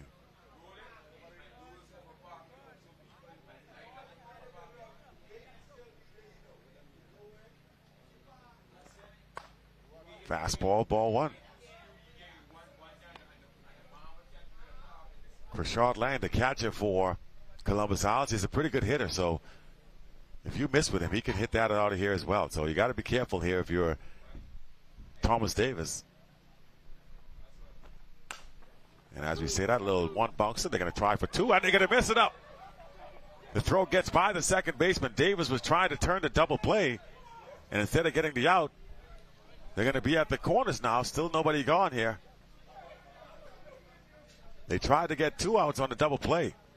The throw today was wide and went off the glove of the second baseman.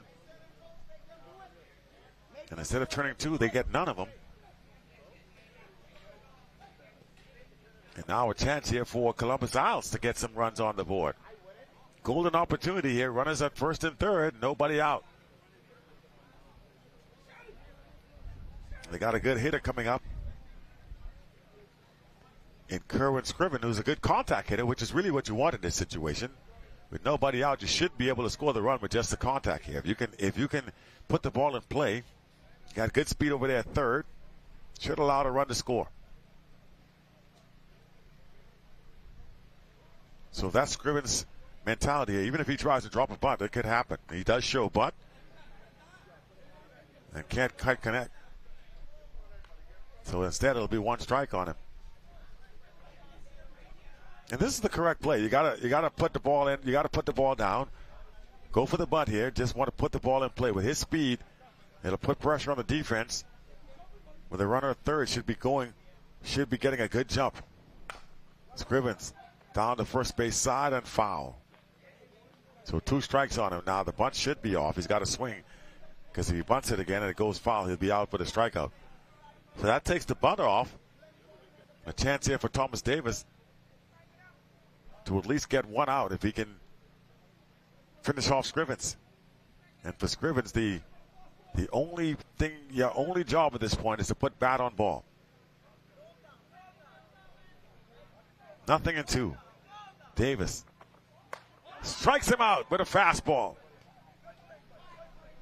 High fastball sends Scriven back to the dugout, courtesy of the strikeout, and now a double play. Well, the runner took off at second, so that removes the double play, but they're at second and third now, 1 out. That's a big strikeout there for Davis.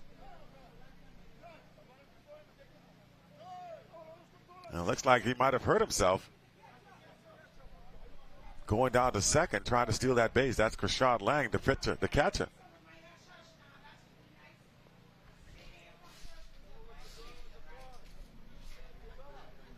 And so they'll bring a courtesy runner in for Rashad Lang.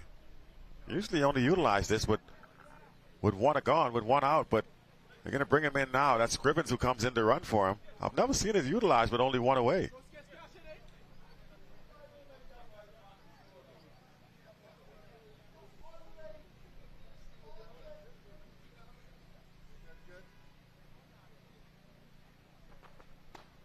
Strike one.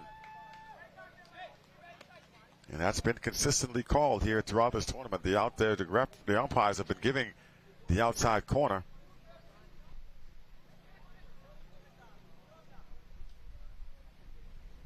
Christian Wright, the batter. And he swings through strike two. Boy, Davis is bearing down and throwing right now.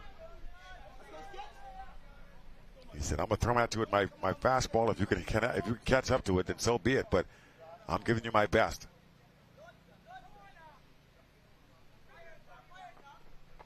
And he lets that one fly. There's going to be a chance here to score a run. The throw, and they get him at home plate.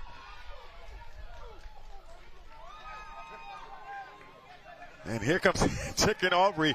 He's on his right knee, he's on one knee, begging the umpire to change the call. Look at this. This is so entertaining right now. I love it. And this is what Chicken Aubrey is, right? He's and the umpire says, you know what? I had enough. Listen, the call is made. The call is made. Go back to your dugout. He's telling them right now. And that's going to do it. He's had enough. Chicken Aubrey has been tossed from the ball game. He's out of the game now, so he's having to say. He's really going to get it to the umpire now. He's been tossed and now he's still in the umpire's face. He's going to get his 5 cents worth here. He's going to bump the umpire. They're bumping each other chest to chest. Chicken Aubrey, 66 years old, still showing some fire. And now the other umpire, Sherman Major, coming in and calming down the plate umpire here. Alfonso Chicken Aubrey came flying out of the dugout after the out call was at play. And I thought it was a good call. Good hustle by the catcher to get back there and get the ball back to Thomas Davis to make the tag. In my opinion, in time. Good call to call him out. But in a sense, understanding how much probably one run means in this situation, Alfonso Chicken Aubrey came flying out of the dugout to argue the call.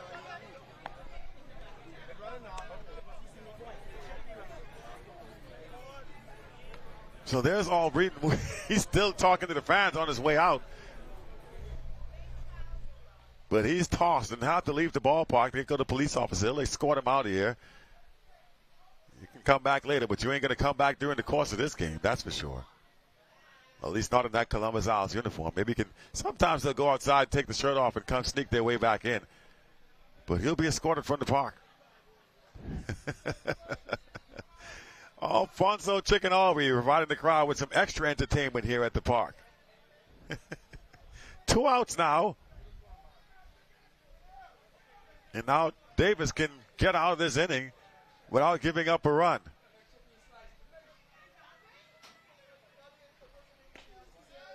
And that'll be a ball. Meanwhile, Scrivens has advanced to third. So a pass ball still could get the job done. I mean, if it gets away from the catch, although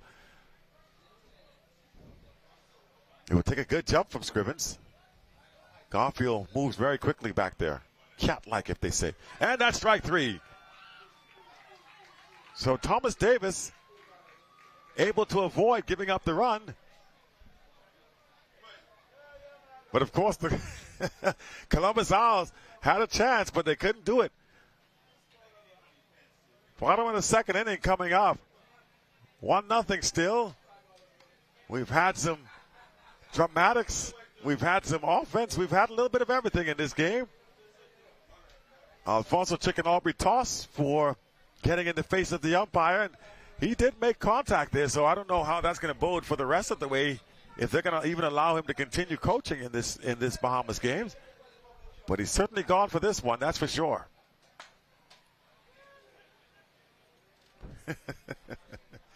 You know, I talked about, and by the way, Chicken Aubrey, that's always been the way he is, right? He's always dramatic, always he's going to argue every call. He's going to beat it to the death.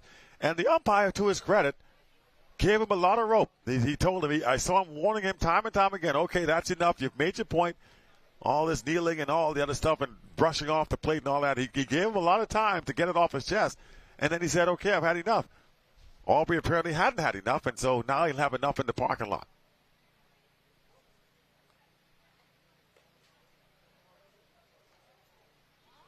"66 years old.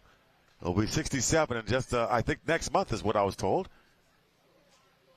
Oldest player to play in every single Bahamas games. Pitched in the game the other night. Brought himself in relief.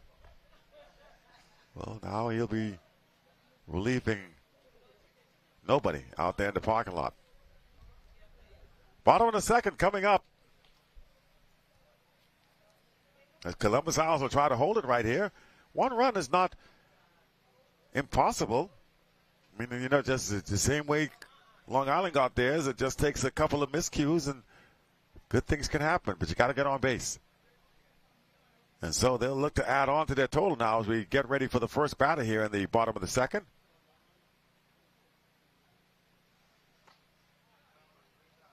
And that'll be ball one. Jeffrey Woodside back on the mound trying to keep his team right where they are with a one-run deficit.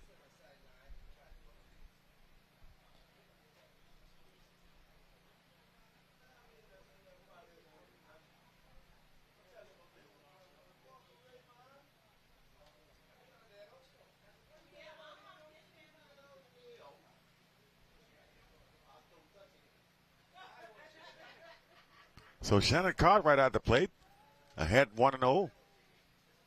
Facing off against Jeffrey Woodside. Swings and misses for strike one. 1 ball, 1 strike now to Shannon Cartwright, second baseman for Long Island today. And he swings through that one, 2 strikes.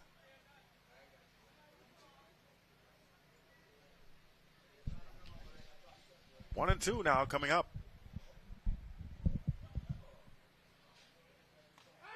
And he'll get the strike 3 call on the outside corner. And that's, you saw Kershawn Lang set up on the outside. The umpires have been giving that pitch. And so, smart move to go out there. And Cartwright now goes down on strikes for 1 away. And in steps Cavano Cartwright. So you place one Cartwright with another. Cavano, first pitch swinging. 4 foul. Strike 1.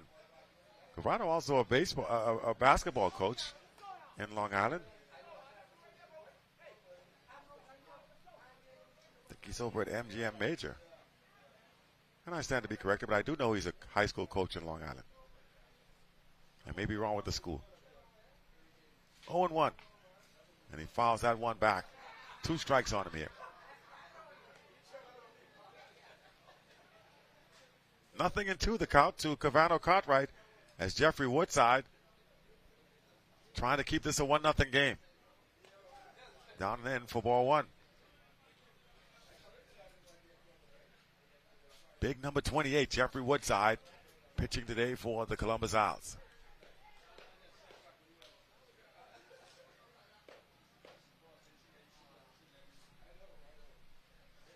A ball and 2 strikes. Missing high, 2-2.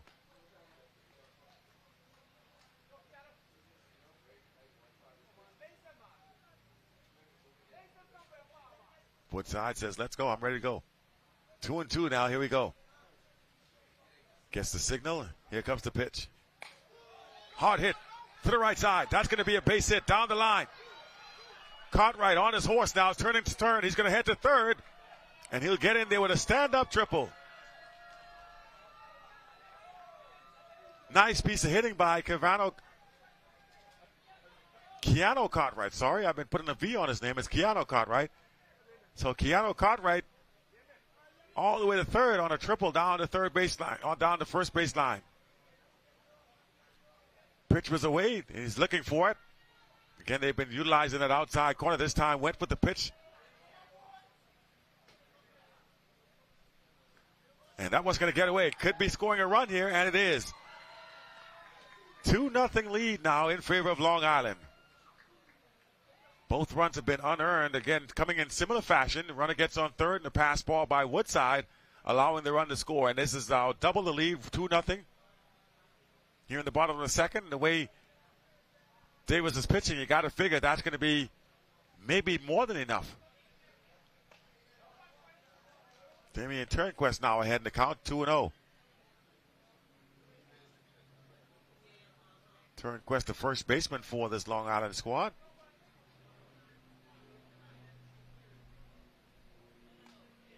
Inside, 3 balls and no strikes. Dante Cartwright now on deck.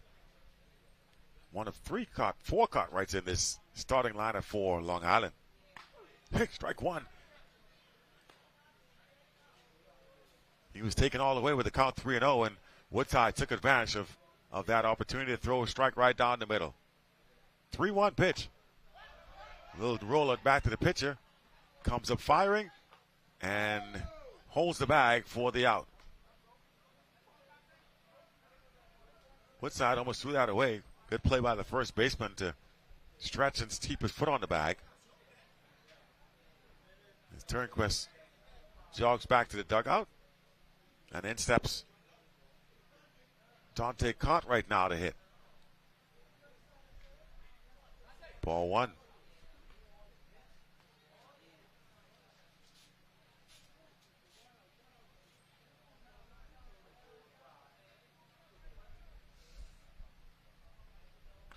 That's a strike.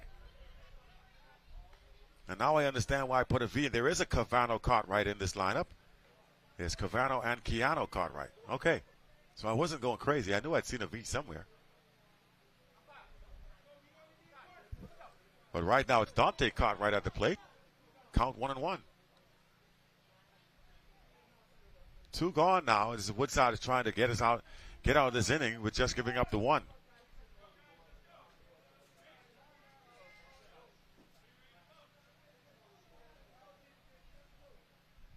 Here's the 1-1 pitch. And that's going to hit him. So a free base hit by pitch to Dante Cartwright.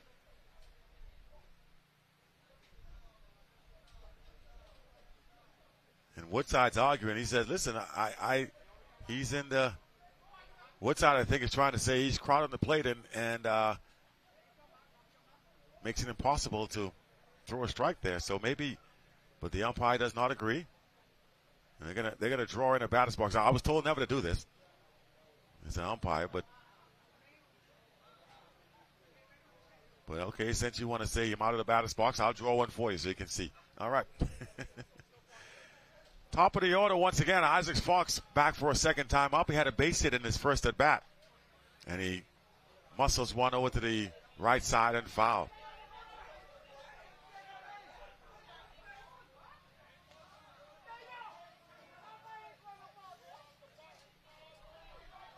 So it was a foul ball. Dante was over at second.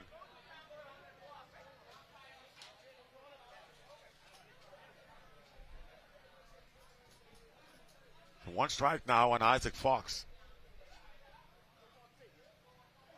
Woodside licks in for the signal. Here comes the pitch. Down in the dirt, gets away from Kershad Lang. Runner's going to head on down to second. So Woodside having some issues. He's working Kershad Lang pretty tough, pretty hard behind that plate, trying to keep him away, trying to keep him from getting away from him, but there's only so much he can do. 1 ball, 1 strike to Fox. And that one stays up. There are 2 gone, so if they can get this last out here without giving up anything further, you still feel like you got a shot. Only down a couple of runs. And the umpire looked like he was going to call a strike. Does not call it. Now 3-1.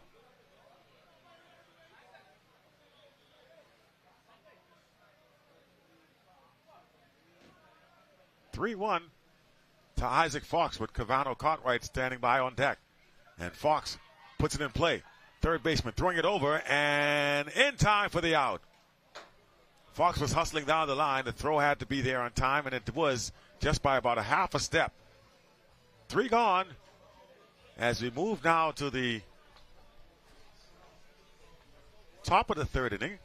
Coming up, Long Island, though, adds another run to their tally. They're up 2-0 as we move to the 3rd in just a few minutes. We'll be right back, folks. More softball still to come.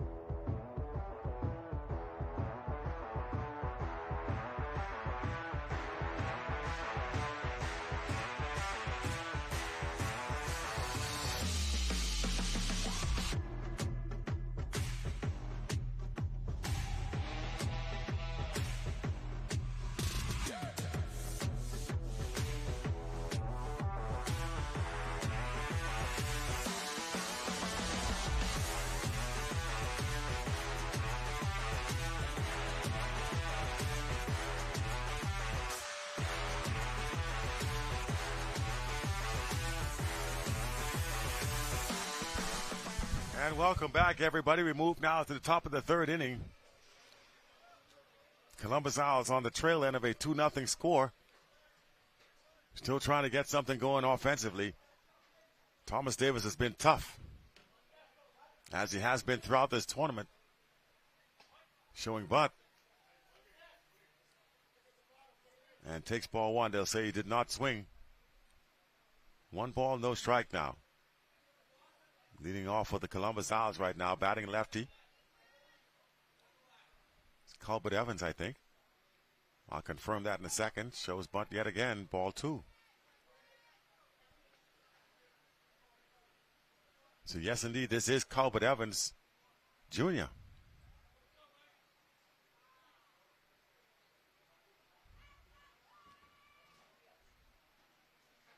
Two-0 pitch comes in, and that's a strike.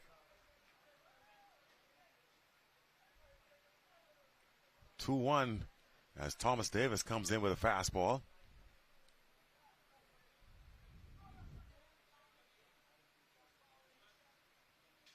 And here comes the pitch from Davis. Down in the dirt. 3-1. So Columbus Owls would like to get this leadoff man on board. Colbert Evans now hoping to become that runner. Need base runners to get back into the game. They're only down 2-0, but you got to start by getting some people on base in order to score runs. 3-1. Fouled away and out of play. Count now 3 balls, 2 strikes.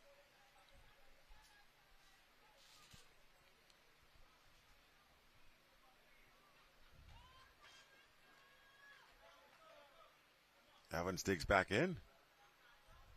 And here comes the 3-2 pitch. Boy, does not get him. Garfield Bethel was up. He thought it was going to be a strike 3 call, but instead it's ball 4, and down to first base goes Evans with a leadoff walk. So that brings the top of the order back for the Columbus Owls, and here comes Stephen McKenzie, who grounded out this first time up.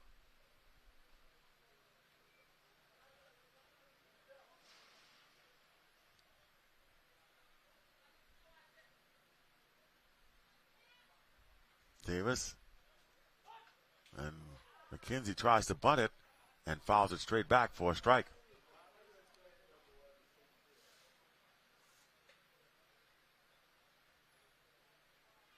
So Stefano McKenzie, who's got some good speed, Stephen McKenzie, was trying to bunt his way on. And at the very least, he would have tried to advance around to second base. Doesn't look as if he was trying to sacrifice bunt. He was trying to bunt for a hit. Now he swings, throw down to second base, and they will get him trying to get it. So Colbert Evans trying to steal second. Garfield Bethel showing off the arm, guns him out for the first out.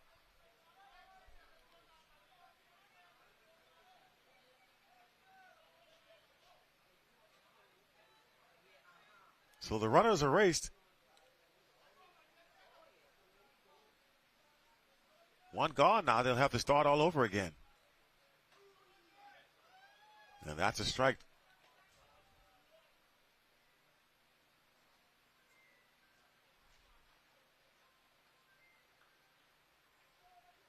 Well, actually, no, it was a ball, I guess. So it's 1-2. Back up to Thomas Davis, who feels his position. And McKenzie is erased. 2 gone now. Nice play by Thomas Davis. That one hit right back up the middle. And Davis able to field it and throw him out. So Thomas Davis fielding his position well. Comebacker up the middle.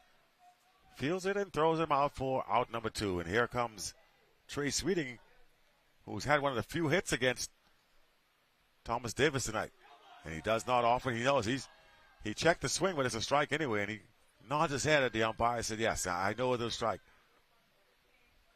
No argument there from Trey Sweeting. 0-1. Davis with the pitch. Did not go, did he?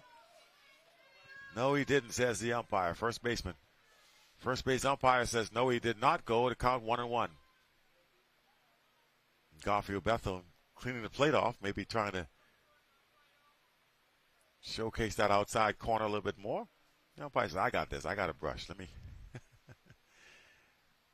I'll do this. 1-1.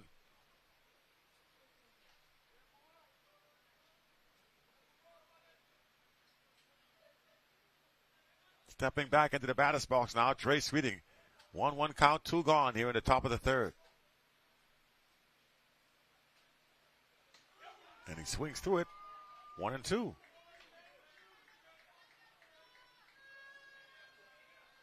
Good drop ball by Thomas Davis. Saw it have a little dip at the end. That's what made Trey Sweeting swing right over the top of it. 1 ball, 2 strikes. Here's the 1-2. And he gets him swinging. Thomas Davis says you'll get nothing and you'll like it. Top of the third complete. Long Island holding on to a 2-0 lead. They scored 1 in the first, 1 in the second. Now, as they come up here in the third inning, they'll see if they can add some more. These innings are going back quickly because the teams are playing some good defense for the most part. And as the Columbus Owls trust back onto the field, they're still trying to figure out how we can get some runs on the board. So far, Thomas Davis has been very, very stingy. And some good defense against the base running. When they got base runners, they tried to be maybe a little bit too aggressive on the base paths, and that's cost them here. He had a runner thrown out at home plate. That saw the manager, Alfonso Chicken Aubrey, thrown out of the game after he came out to argue it. And honestly, I don't know why. Well, I guess you got to, in a game this tight, at the time it was 1-0.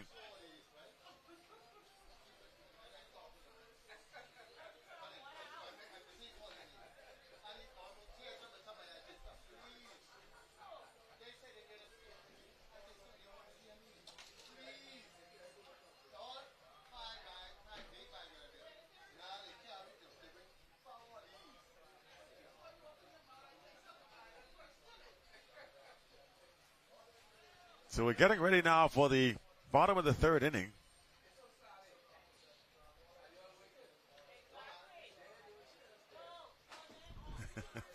It's so sometimes when you're not listening, when you hear the best story. So just a few moments ago, the umpires have been working very hard throughout the course of these 3 days, and they've been asking for ice in the coolers, right? And which not is, I don't think it's a hard request, and certainly not unreasonable. But they've been taking all the ice over to the VIP section, which if you look across, you can see it right now. There's actually maybe 1-2 people inside that VIP area. And they've taken like 5 big bags of ice over there. The umpires have been, and the scorekeepers here over here in the heat, have been asking for 1 bag of ice and haven't been able to get it. So finally, they brought another 4 bags of ice here for the for the VIP section. And Andrew Burrows, the chief umpire, was able to secure one of the small bags.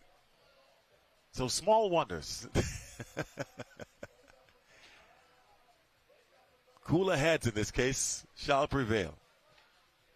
Oh, well. So here we go. Ready for the third inning. Bottom of the third.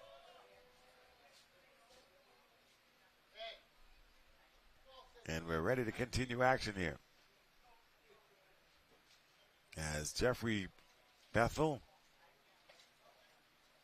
will try to contain this game, keep it right where it is. As stepping into the batter's box now is Cavano Cartwright. He swings at a high fastball out of the strike zone perhaps, but he thought it must have looked good. Shiesty is his nickname. Tries to explain to the coach what he was looking at, I guess. I don't know. That time he gets something to hit. Drives it deep to the outfield. They're going to turn and look at it as it goes out of the ballpark for a home run. 3-0 now as Cavano Cartwright goes yard.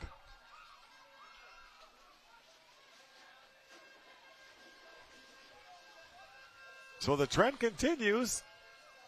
Hugs all around, they say. Everybody's happy when you hit a home run. He made up for swinging at that high fastball, that's for sure. So Cartwright gets one out of here. They've scored one in the first, one in the second now. Here, one in the third, but a chance for more as in steps Garfield Bethel. Jeffrey Woodside gets him to foul it away, strike one. So now you're starting to get into that danger territory if you're Columbus Owls, because they haven't been able to do much against Thomas Davis at this point. 1 run, you were okay. 2 runs even, you were okay. But now with a 3-run deficit, you start to dig yourself a hole you may not be able to get out of. 0-1. Bethel pops it up into the air. Scrivens drifting back and makes the catch at the edge of grass for second base, and that's out number 1.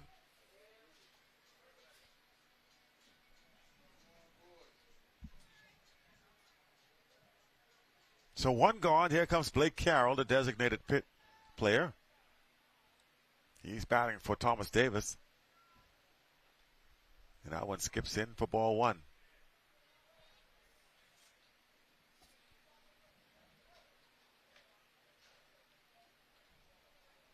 A ball and no strikes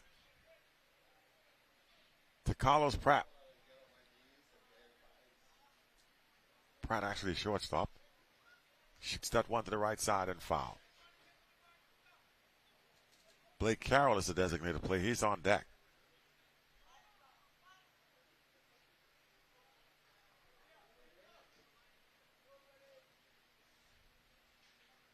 One to count to Carlos Pratt.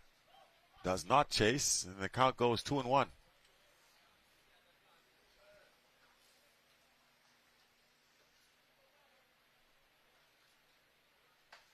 2-1, missing away, 3-1. 1 out here in the bottom of the third. So far, one run has come across as Cavano Cartwright hit the solo shot to right field. And that's going to get him on the foot.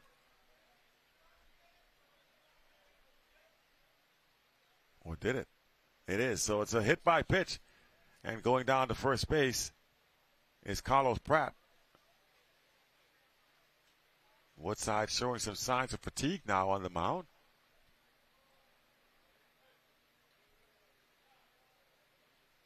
And then steps the DP, Blake Carroll.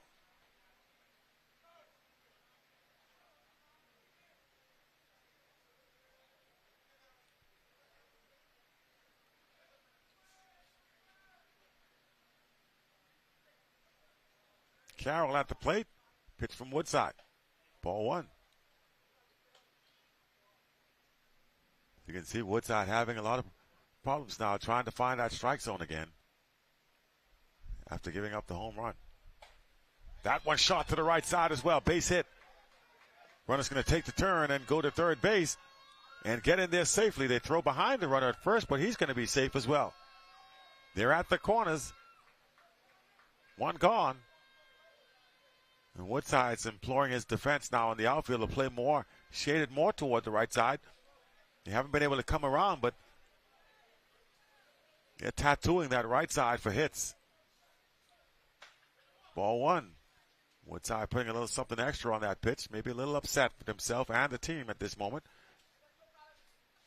We're in the bottom of the third. And they get a strike call here. The runner was headed down to second, and it gets away. And the run scores. 4-0 now, Long Island.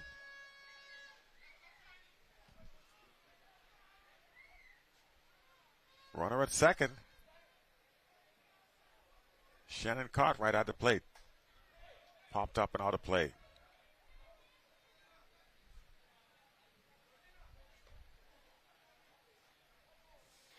The lead gets a little bit bigger now for Long Island.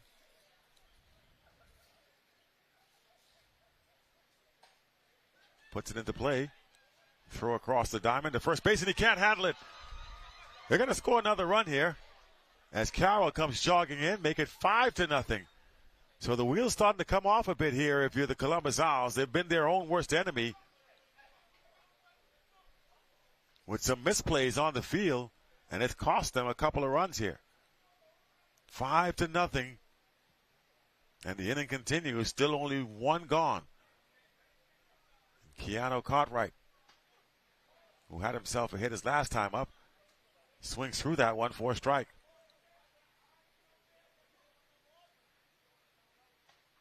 Swings through another one, 0-2.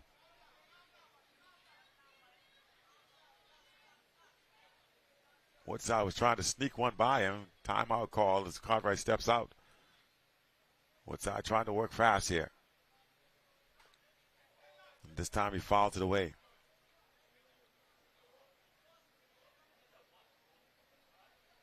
Only one out here in the bottom of the third. Long Island up 5-0. I think Grand Bahamas ladies set to play next. That one skips in. Going to throw behind the run at first base and got away from him, but he's not going to try to go down to second. So Columbus Owls trying all kinds of stuff now, just trying to get outs. And they start to fall behind like this. You take chances, not always good ones.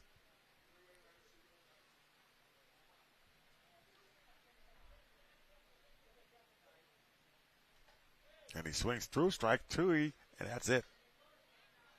So Cartwright strikes out. That's Keanu Cartwright this time, striking out, and in steps Damian Turnquist, who struck out his last time up. Takes ball one low.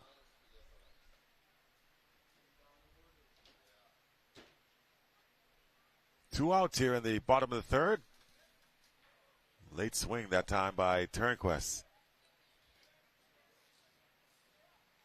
He's got two strikes on him here. Here comes the 0-2. And he swings through it. Now he's got two strikes, I should say. Turnquist calls for time. Woodside, like I said, trying to work fast, lets it go.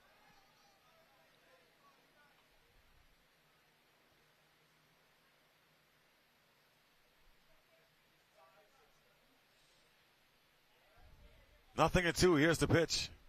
Missing inside for a ball.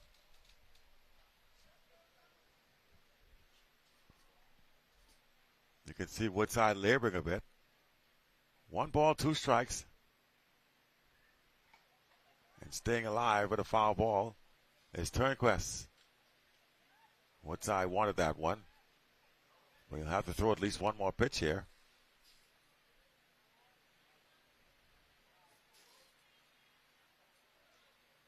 It looks like Grand Bahama men. And that's going to get away. That's going to allow the run to head on down to second.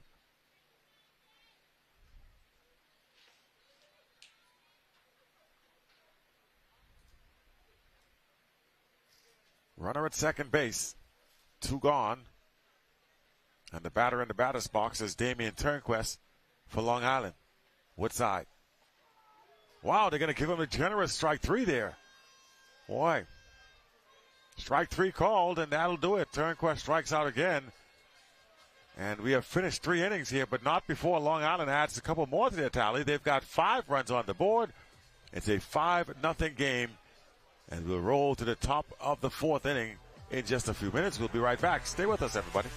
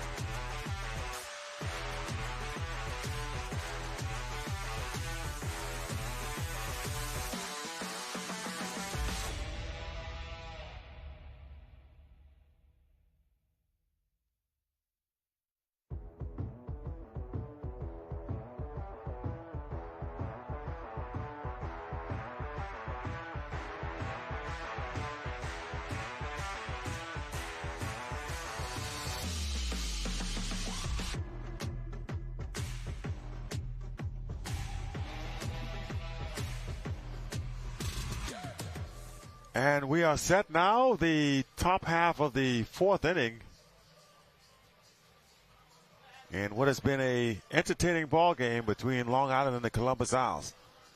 Thomas Davis has been dominant against this Columbus Owls offense. He shut them down at every opportunity. And he's going to try to continue that trend here as we begin the top of the 4th.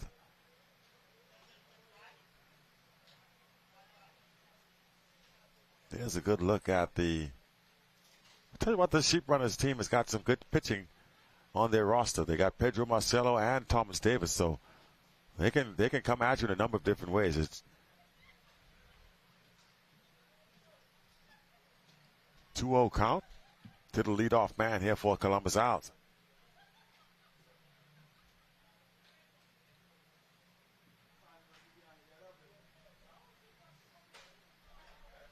Grounder over the short, and the throw is going to be not in time. Boy, good hustle down the line there to beat out the throw. Doesn't look like he's that fast, but that's just going to show you looks could be deceiving, right? Janelle Bain with a leadoff single. And all is not lost here for Columbus Owls.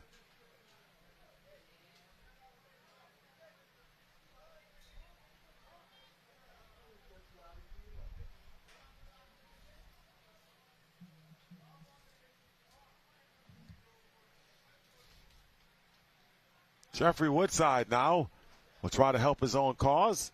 He's the pitcher for Columbus Owls. Swings at the first pitch, ball 1. Throw down to second base. And Bain hustles in there to steal the base at second.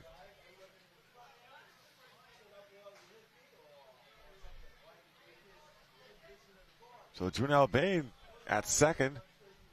Woodside with a strike on him. But Columbus Owls got a runner in scoring position here.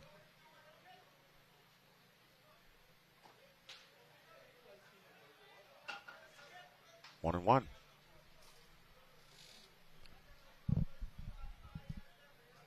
So quite possibly this could be the last bat here for the Columbus Owls. They got to get it done here. Clock is at about 10 minutes. Long Island is the home team. Woodside fouls it away. So I think we may be in a do or die situation here.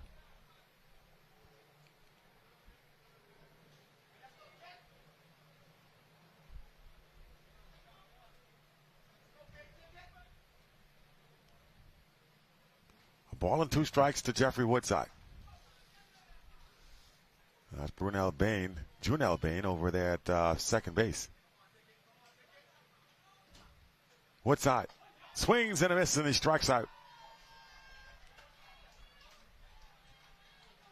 Thomas Davis gets in to chase a drop ball moving away on the outer edge, and Woodside went after it and couldn't make contact. One gone. And in steps Chetty Ferguson.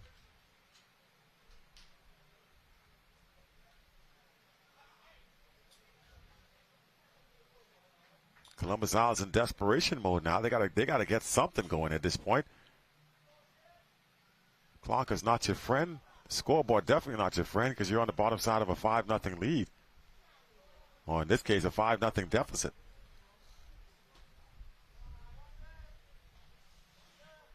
One strike quickly as he swings and fouls it away. There's Junel Bain, who beat out an infield single. He's the lone base runner right here for Columbus Isles, representing at least one run on the board. Missing with a ball, 1-1 here.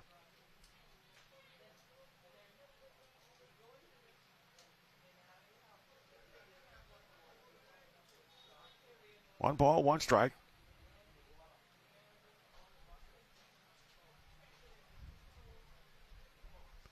And here comes the 1-1 pitch. Does not go after the ball low, and that's going to be 2-1.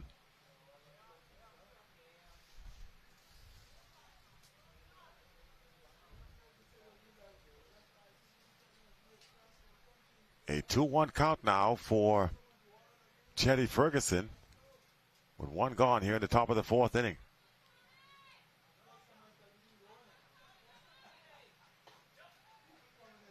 Misses low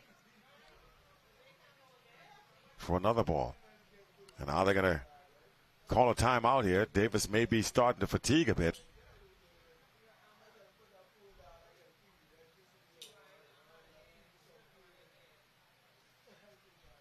I think they just called out to give him a little bit of a break.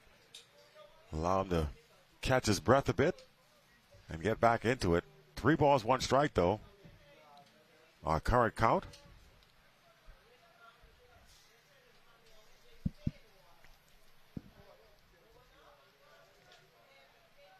As Chetty Ferguson gets a hold of one, drives it into the left field. That should score 1 run. They're going to try to throw it home. I don't know why they did, but the runner's going to head on down to second as a direct result. Junel Bain runs too well to get that in, to get him out at the home plate. You should have kept the runner at first. A double play would have got you out of the inning and perhaps end the game. But you can't blame the excitement, I guess, to try to feel like you can throw that runner out. So Columbus Isles on the board. But they still trail at 5-1 here. Don't mind the scoreboard you're seeing on your screen. That's Long Island 5, Columbus Isles 1. There we go.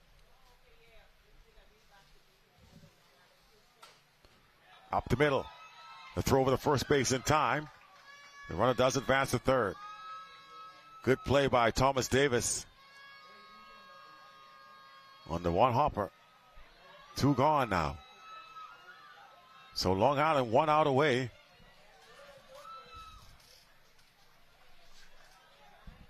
Yeah, this is definitely going to be the last at bat here for the Columbus Isles. So they're down to the last out with 2 gone. Still trailing 5-1 here.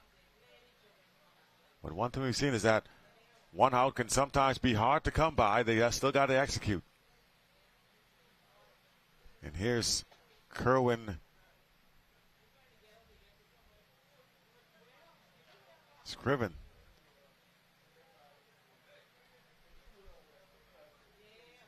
Representing the last at bat, the last out, I should say, for Columbus Isles. Unless he finds a way to get on board.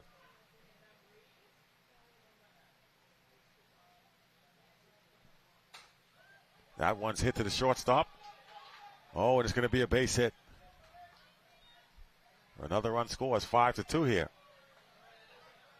So Kerwin does what he wanted to do, which is keep this game alive. And like I said, you still got to execute. You still got to get that last out. 2 gone, but a lot of things can happen.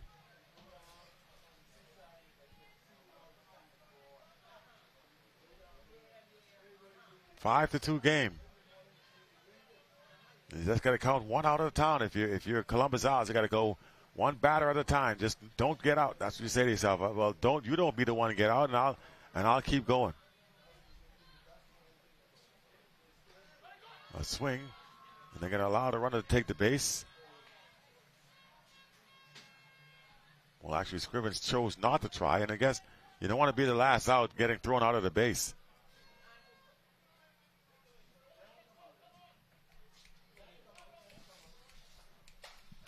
That one's hit into the outfield. Left fielder drifting back.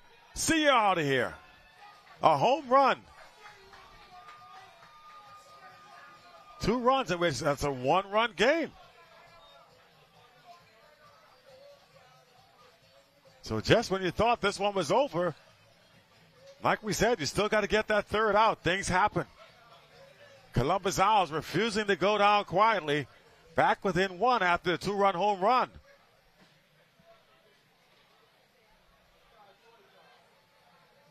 One-run game just like that in the blink of an eye.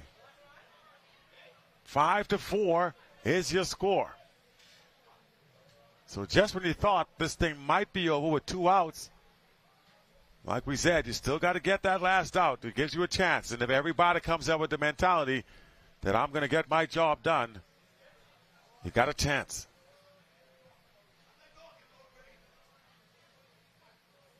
All of these hitters have now seen Thomas at least twice, so he's not surprising you at this stage. So now it falls on the next batter to keep it going.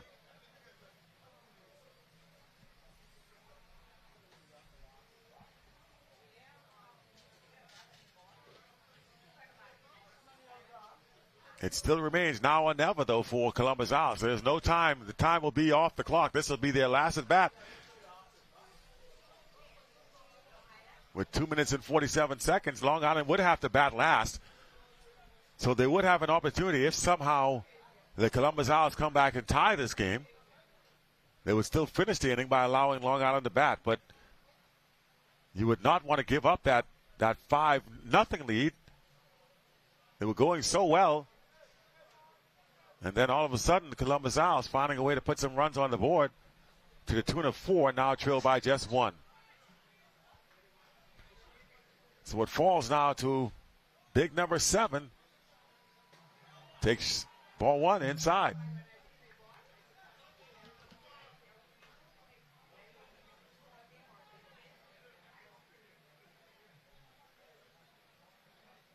Pinch hitter in the game for the Columbus Owls here.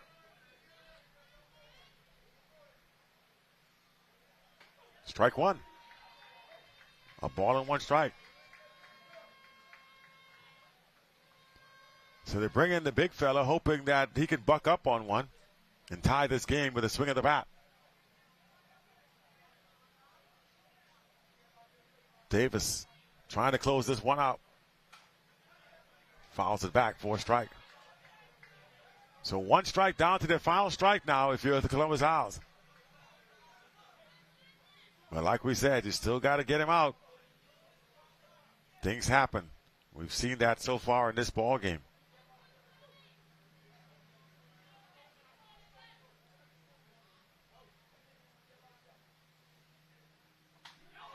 Strike 3 gets him looking. That's how this one will end.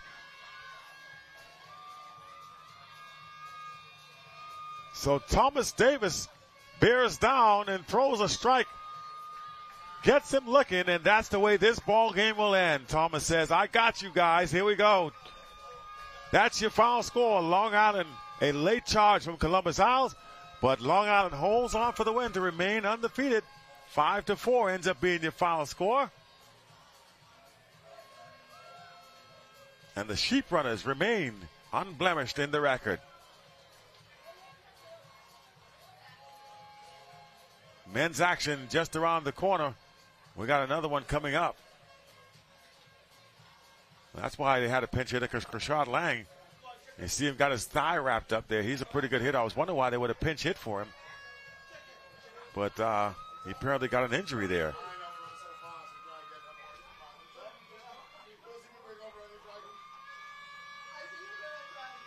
So there's your final score on the board. 5-4. Long Island holds on against the Columbus Owls. We have one more men's game still to come here today. A good one, as Exuma getting ready to take on the squad from Grand Bahama. That's all on the other side. We're going to take a break. We'll return in just a few.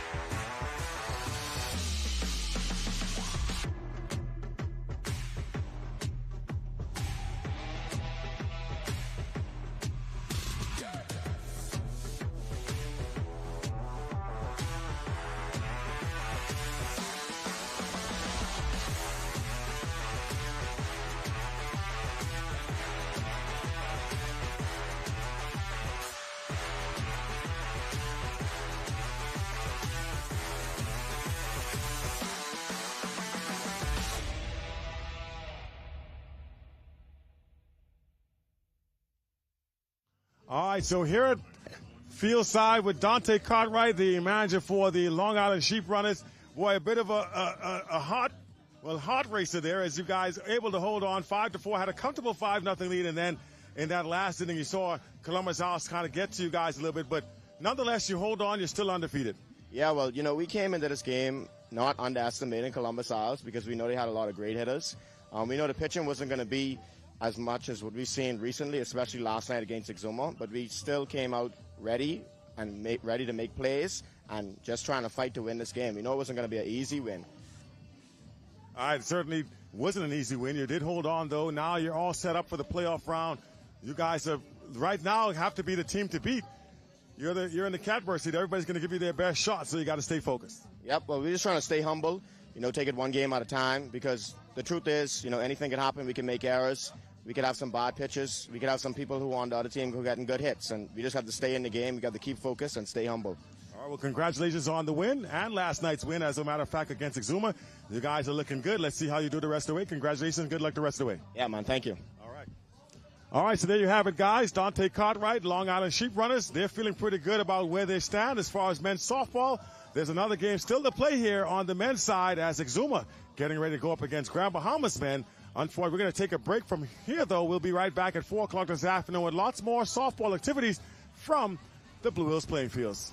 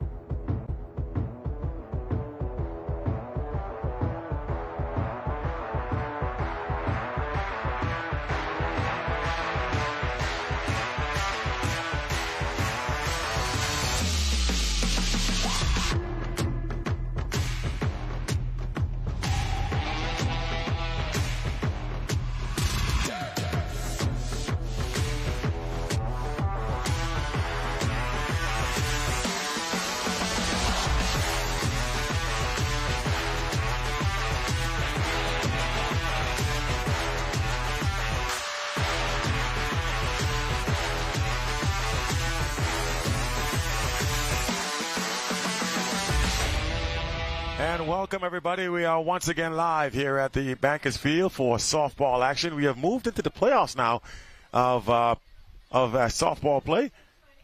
Currently on that's a pop-up into the backfield. I'll get you all caught up in what's going on. But as it stands right now, this is the 1 versus 2 matchup. The Grand Bahama team was number 1 in the A division, and Andros number 2. So it's a crossover playoff.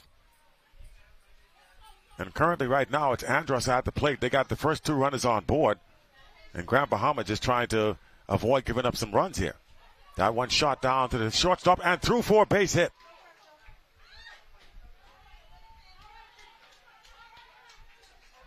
And a good stop there by the third base coach to not allow the runner to try and score on that one. So they're loaded with nobody out. So here is Brianna Carey in a big situation. When you're into the gold medal game, that one gets past. And that's going to bring 1 run in for Andros. Quickly 1-0 here. And the Chick Charney's off to a good start.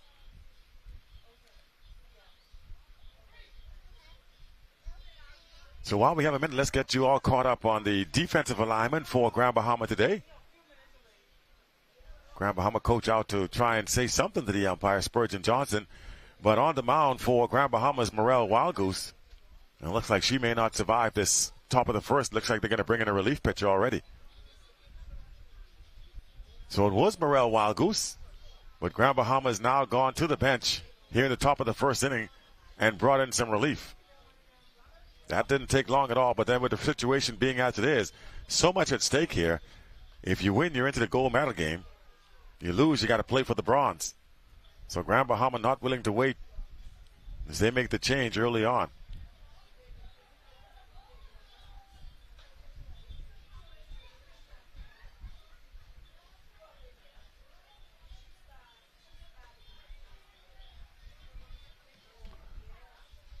So I'll wait to see who the new pitcher is, and I'll give you the information. Meanwhile, I can give you the rest of the defense for Grand Bahama. Behind the plate is Jasmine Scavala. Over at first base, LaDonna Major. Second baseman, Kenya Forbes. Third base, Tara Evans. Shortstop, Larica Russell. And then over in left field, we get to the outfield now. That's Jamise Roca in left field. Center fielder, Cartisha Aubrey. And in right field, Brianne Heel.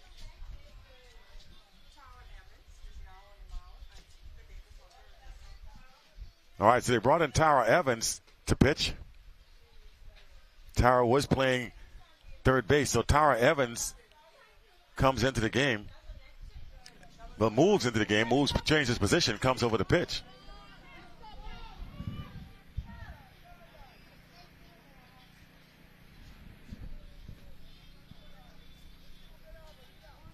So Grand Bahama deciding not to leave too much to the chance here. Bases loaded. Well, they were loaded. Second and third now with nobody out. And here's the cleanup hitter for Andros. Ball in the dirt for ball 1. Brianna Carey at the plate. As I just said, it's ball 1.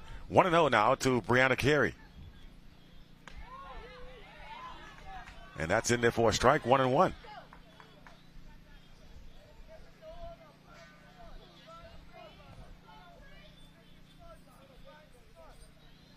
One to count to Brianna Carey. Runners on second and third. Nobody gone here. Top of the first for Andros. And she swings over the top for strike 2.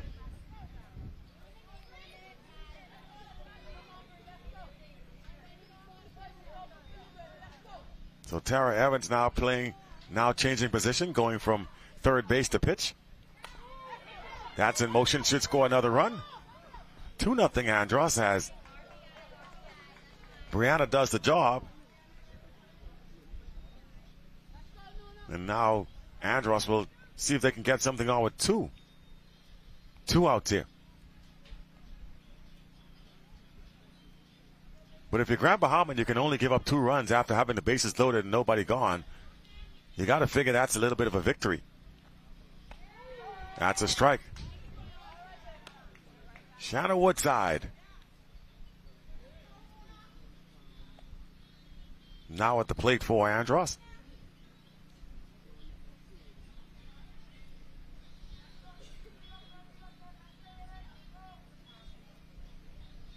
Shan used to be, well, still is actually. She played in the New Providence Softball Association for a number of years, now here with this Andros team.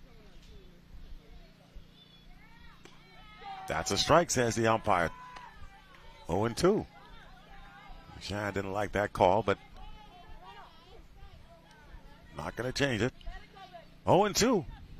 Got to do it here with 2 strikes. Hard hit. Over to the right side. That's down for a base hit. And another run scores. 3-0 Andros. Chick Charney's making some noise here in the top of the first inning.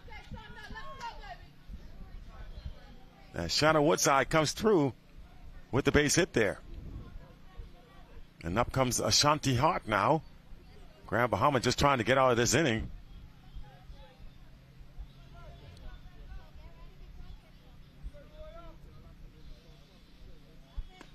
Strike 1.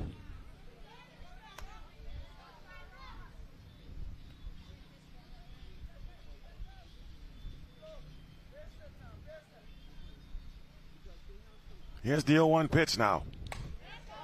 Ground ball. Shortstop backs up. Larica Russell trying to get 2. And do they get it? They do indeed. Double play turn. And Grand Bahama gets out of it. Oh, boy, the coach for Andros doesn't like the call. He's like, there's no way that's a double play, but it is. But Andros strikes for 3 here in the top of the first. We'll move to the bottom of the first as a light rain starts to fall here at the park. Bottom 1 is coming up.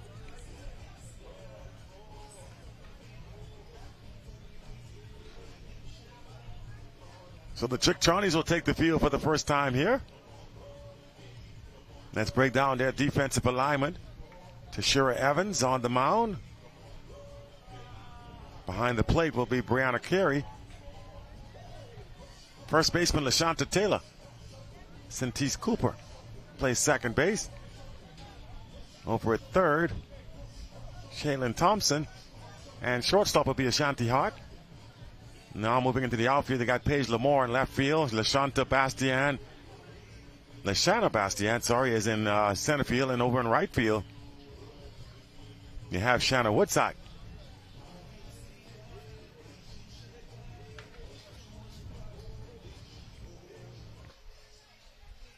This one just underway. You can see just a little bit of rain. We've had bright, hot, sunny days the entire week. Now we get to the playoffs.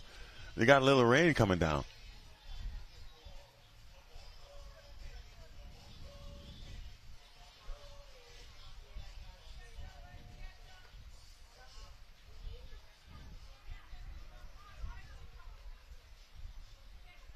Bottom 1 coming up. As here comes the pitcher just coming out to the mound now. Took her time getting out there.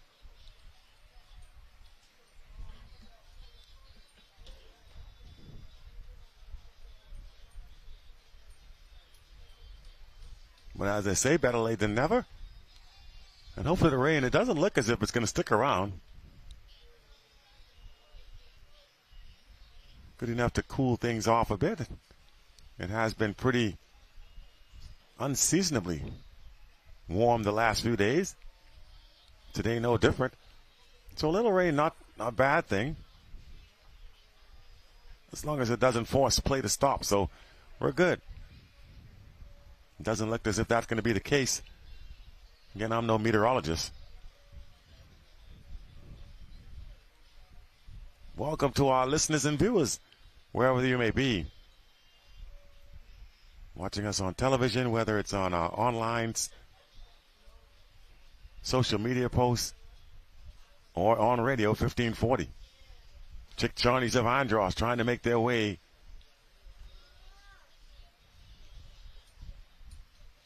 into the medals. Standing in their way, Team Grand Bahama.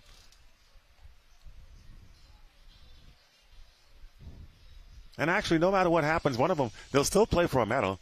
It just determines which color you play for, whether it's silver, gold, or bronze. To my understanding, whoever wins this game goes to the gold medal game.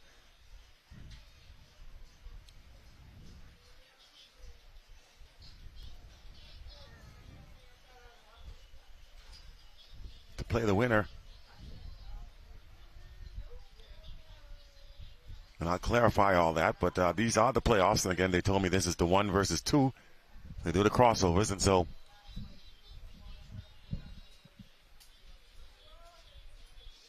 Andros finished second in their division. Grand Bahama finished first.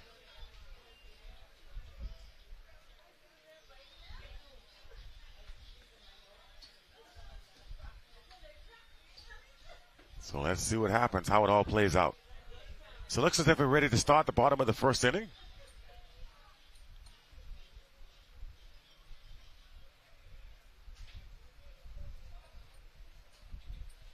And the throw to second base goes into the outfield.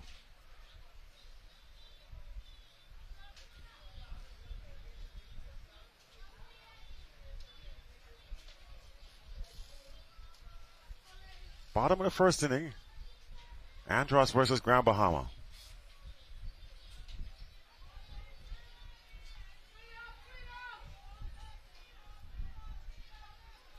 And you can see the rain coming down a little bit harder there on your screens. At least that's how it looks from our monitors here. That one's first pitch swinging into the outfield. Left fielder drifting back is going to get over ahead. On a horse here, running around the bases is Kenya Forbes. She's already around third and headed home. An inside the park home run. And just like that, it's 3-1 Grand Bahama.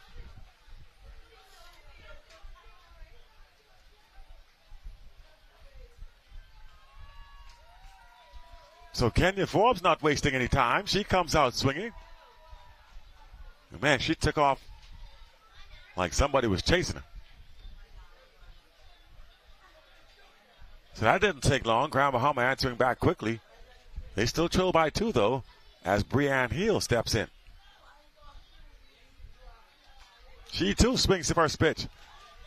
That's into left field for a base hit. On her way to second now. And a throw. The tag late, and she is safe with a double.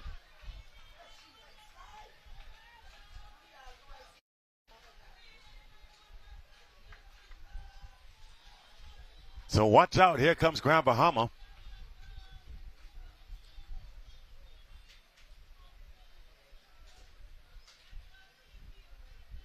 And here's Larica Russell. Still nobody out here for Grand Bahama here in their bottom half of the inning. Russell takes strike 1.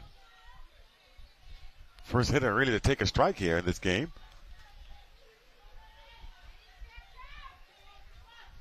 And Tashira Evans gets back onto the rubber. 0-1 to Larica Russell. Swings at the second pitch, fouls it back on our plate. She's got 2 quick strikes on her here.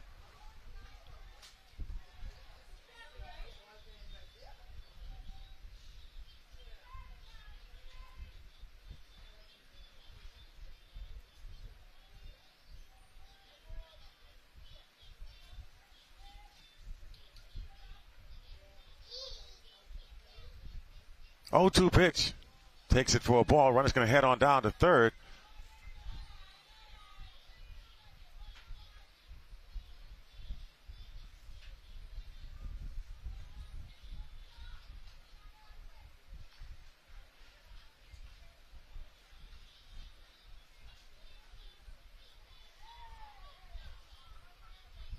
Still nobody gone here.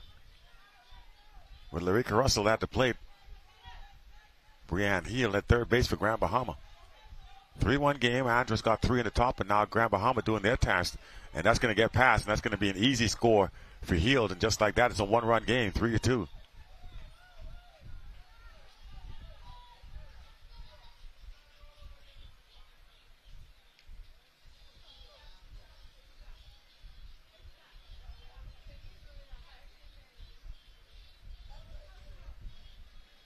A 1-run game here in the bottom half of the first inning.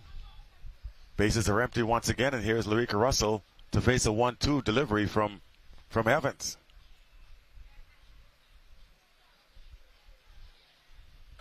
That one's hit to the left side and foul.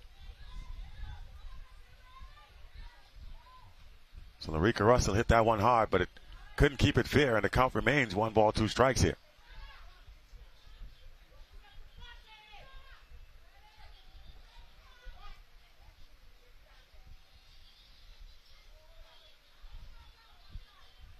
Nobody gone. 3-2 ball game. Grand Bahama still at the plate. And here is the 1-2 pitch to Larika Russell. Hit to the left side again. Left fielder misplays it. Ran in and it went past her. So Russell now not the fastest, on her way to second, and now trying to get to third base. It's going to be tough. It's going to be close. She's going to head on home. And safe in there at home plate. The left fielder overthrew the cutoff lady. And that allowed Larika Russell to just keep on chugging. Little laugh as she gets in. She's a little bit out of breath, but he'll take it. And just like that, Grand Bahamas not only, they've come back and tied the game 3-3, and still nobody out here.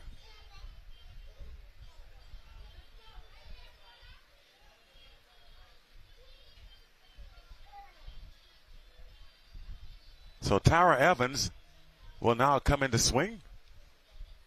She started the game, remember, at third base and then moved into pitch. So there's a little pitcher-on-pitcher matchup here.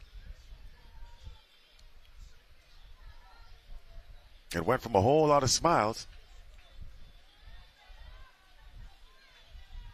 for Andros now to some looks of stunned disbelief. And here's Tara Evans. Take strike 1.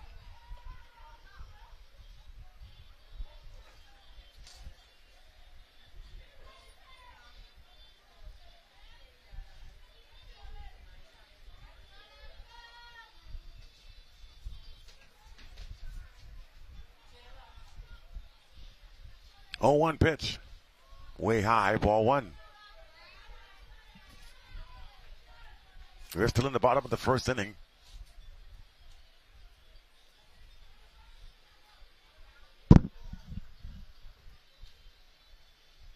And here's Tara Evans waiting on the pitch. Swings and misses. Strike 1. So it's Evans on Evans. Strike 2.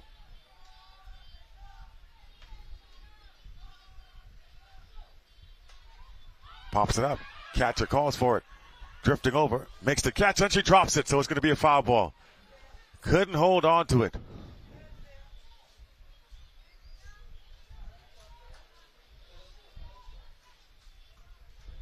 Touched it in foul territory, so foul ball it is.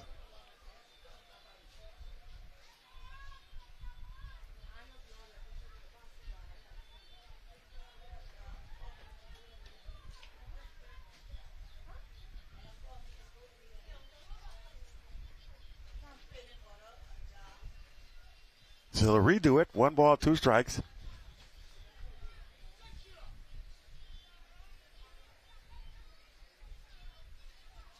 And in on the feet.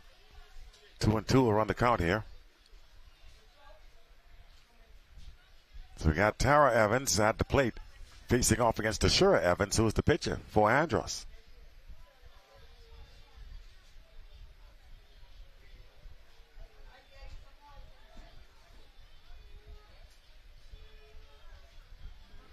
Two balls, 2 strikes.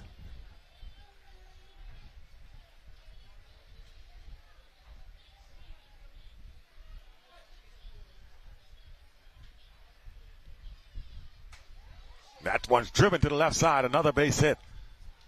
And Evans jogs on down to first base with a single. Boy, they have been tattooing Ashura Evans here. Nobody out still, and all 5 batters of she's faced has gotten on.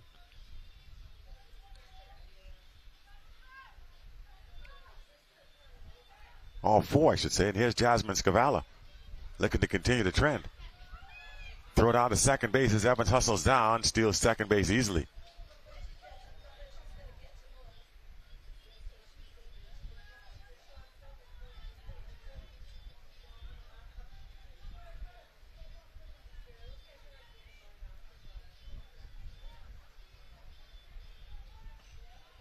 Ball one. 1-1 now to count.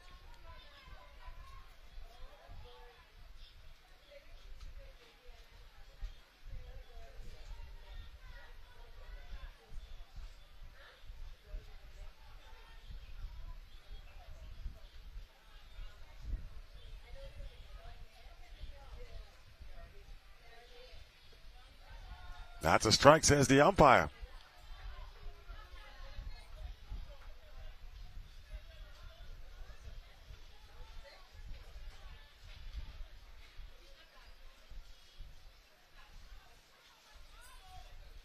Evans just trying to get one out here. And she does. Strike three. She goes down swinging. So the first out for Grand Bahama. As Jasmine Scavala strikes out. One gone. 3-3 game. We're in the bottom of the first inning, folks. Still, there's a lot of action already.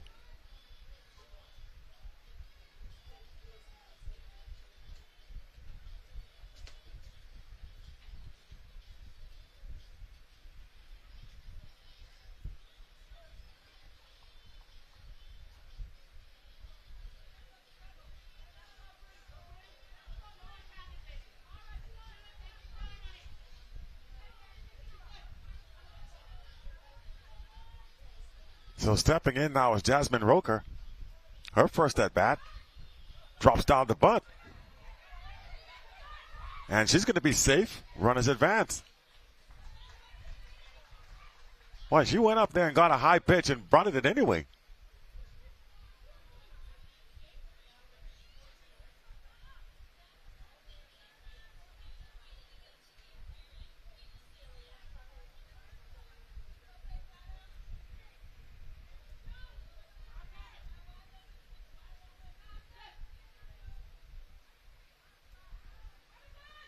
Strike one. And the runner goes down to second base at second and third, one out.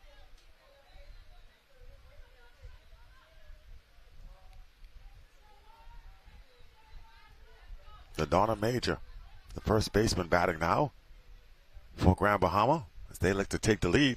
That one's knocked to the outfield. Center fielder making the catch for two. Evans going to tag up and score, and it's now 4-3.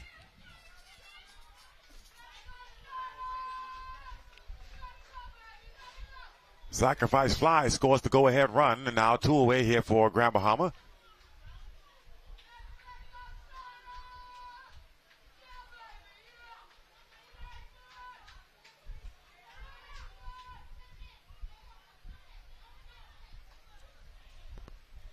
Tries to bunt and it pops it up.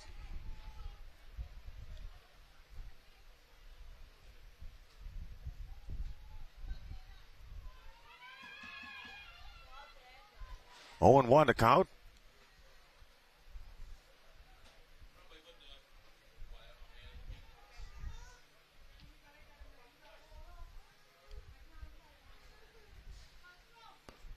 Oh, and 1 to count now to LaDonna Major. To the outfield. Going to drop in for a hit. That's going to be trouble as it gets all the way to the fence. 1 run's already in. And the speedy runner, Mical Foster, who's the DH, is going to come. Is going to be thrown out at third. Got too greedy. And the throw gets her at third base.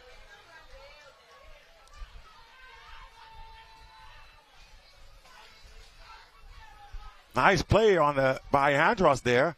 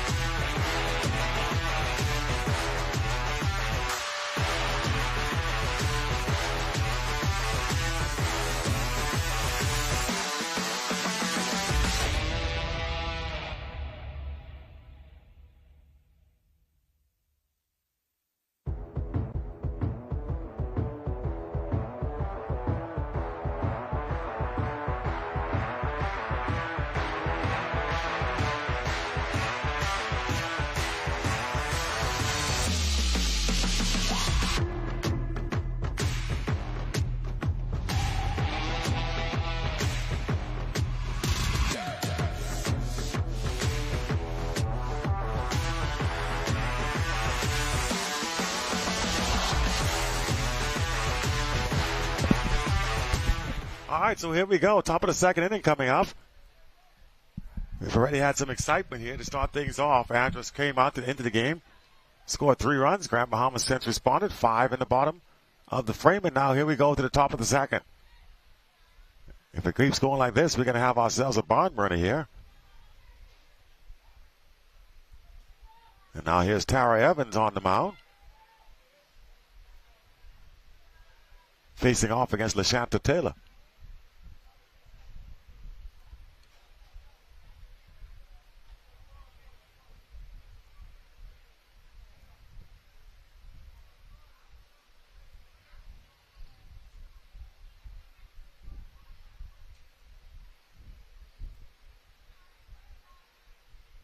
And here's the pitch. Now 2-0 as she takes it for a ball.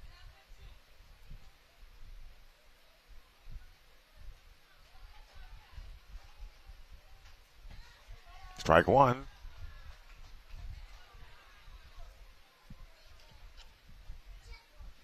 Two balls, 1 strike now to LaShanta Taylor, the first baseman for Andros. Takes that one away. 3-1.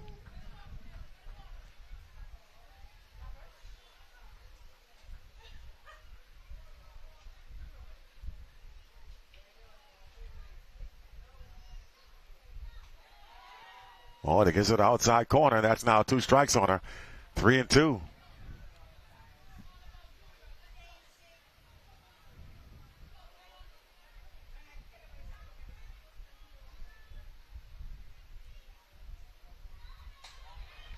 Grounded to the second base side and through for a base hit. As LaShanta Taylor leading off with a single.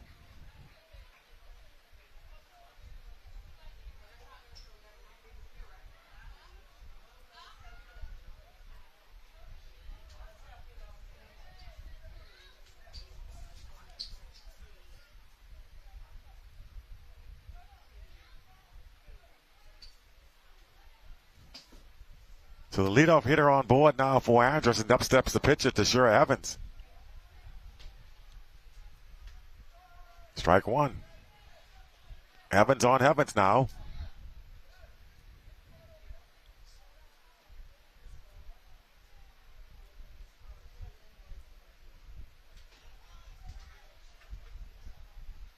Ball gets away. That's going to allow LaShanta to head on down.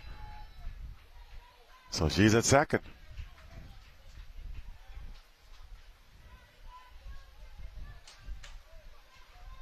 Meanwhile, the count 1-1 to Shira Evans. 5-3 game, top of the second inning.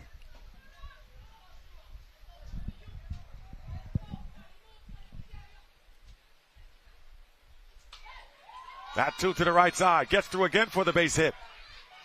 They're not going to send LaShanta on that one. She's going to stop at third, and they'll be at the corners. Nobody out. So the Andros hitters have made the adjustment now. They realize the outside pitch is being called a strike. Instead of trying to pull that ball, they're just punching it right through the hole.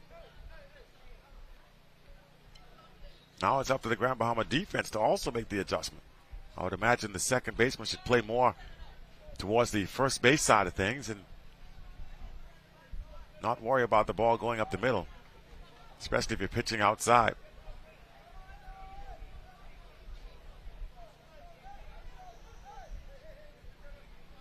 Jalen Thompson takes strike 1. Third baseman now for Andros, getting her first cuts.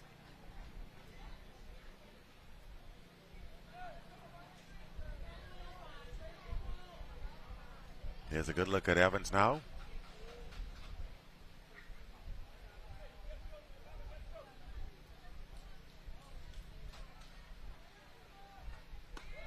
And there's a strike. Runners at the corners. Nobody gone.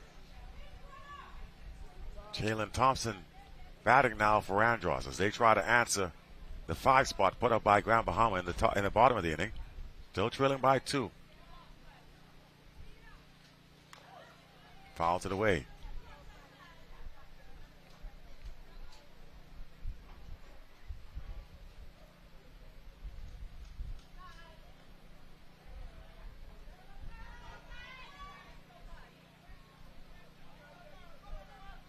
chalk it up to maybe the weather conditions, but I just saw a photo of the track and field stadium. It is ghost town up in there. 0-2. Here's the pitch. That one's put in play. Shortstop's going to have one, but that's all they'll get. Meanwhile, LaShanta Taylor scores, and that's going to be 5-4 now.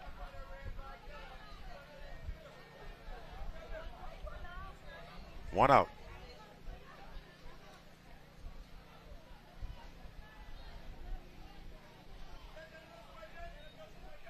So one away.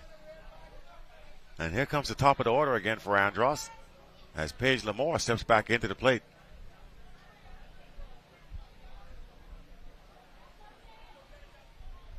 Evans lets fly. Runner faked the steal, but then wisely went back. It's a good look at the Grand Bahama pitcher now. Strike. Top of the strike zone.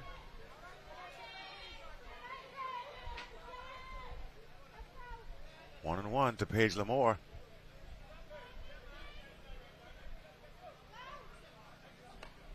That's way off the plate.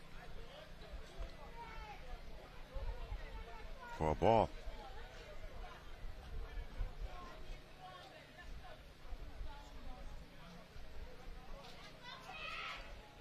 Checking on that pitch count right now. Meanwhile, Evans is about to deliver. And hustling down to second base. The throw is going to be offline.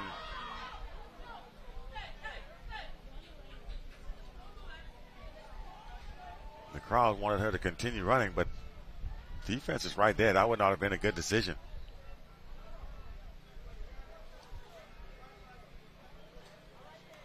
In the playoffs now, they've been using the two-man system for umpires. Now they go to three-man system. Want to make sure they're on top of every call here in the playoffs.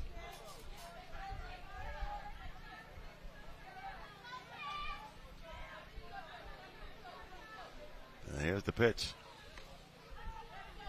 And that's going to be ball 4.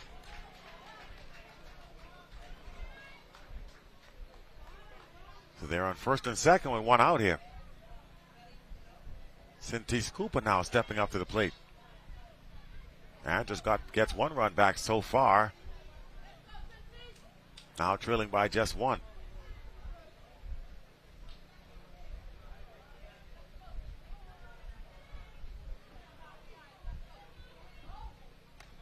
Outside for a ball, 1-0.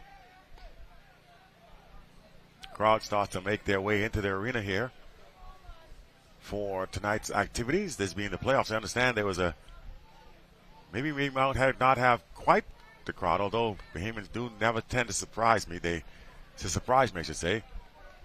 Never cease to surprise me.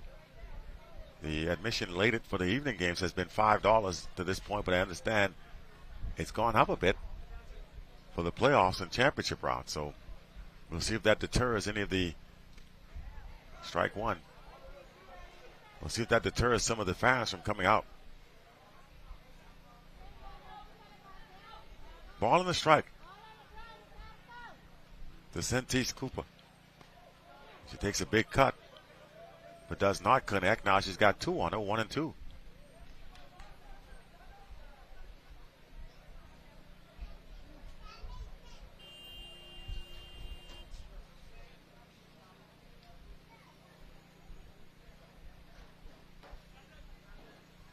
There's a good look now at Grand Bahama's Tara Evans. She wants a timeout.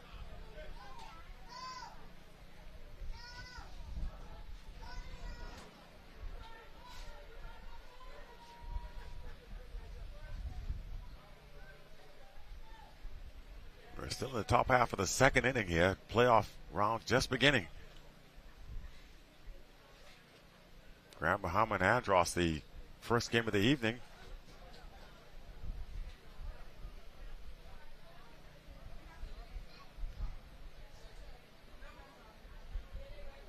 Basketball playoffs also getting underway this evening at the Kinderleis Gymnasium.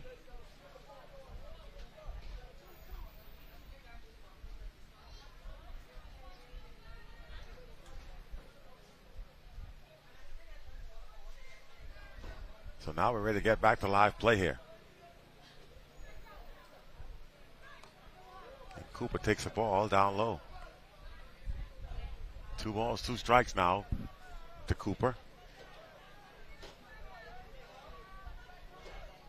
We're in the top of the second. 2-2 ball game. Andros with a runner at second. And Cooper will take ball 4. So they are loaded now. And here comes Lashana Bastian. Bases loaded. Evans in a bit of a jam here. Tara Evans, that is. And Lashana Bastian with an opportunity here to strike a big blow for Andros as they try to reclaim the lead. They led briefly 3-0 before Grand Bahama came back bottom of the first and scored 5. Since then, Andros has now put 1 back. That's a strike to Bastian. And they threaten to add a few more with the bases loaded and 1 gone.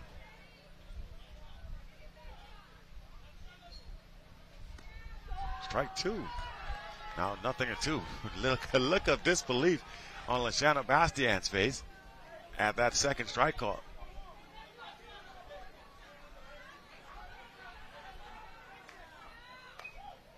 And she fights it off into foul territory. And he gets out of play.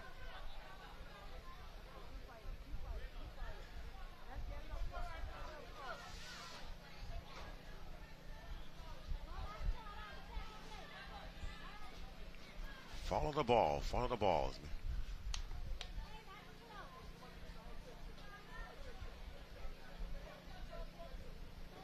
So here is Evans. Trying to get past Lashana Bastian. Bases are loaded. And here's the 0-2 pitch. Down low for a ball. Boy, I tell you what. That's been called a strike. So a heart of steel from Bastian to be able to take that pitch. 1-2. And that's going to be strike 3. Like I said, he took it the first time. Well, she got lucky because the umpire's been calling that. So Bastian down on strikes. And here's Brianna Carey.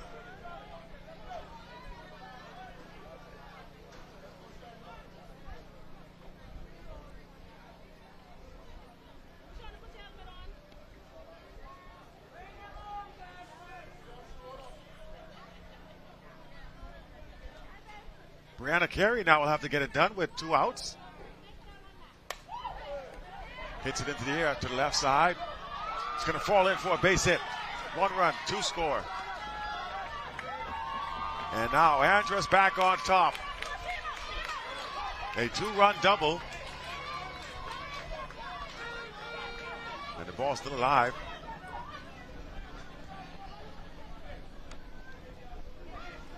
So the big catcher, Brianna Carey, comes through with a base hit there, drives in 2 runs. And Andros now retakes the lead, 6-5.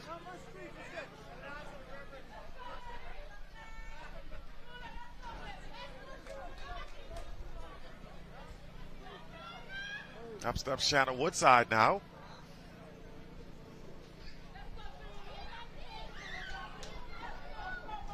Woodside had a hit to right field her last time up.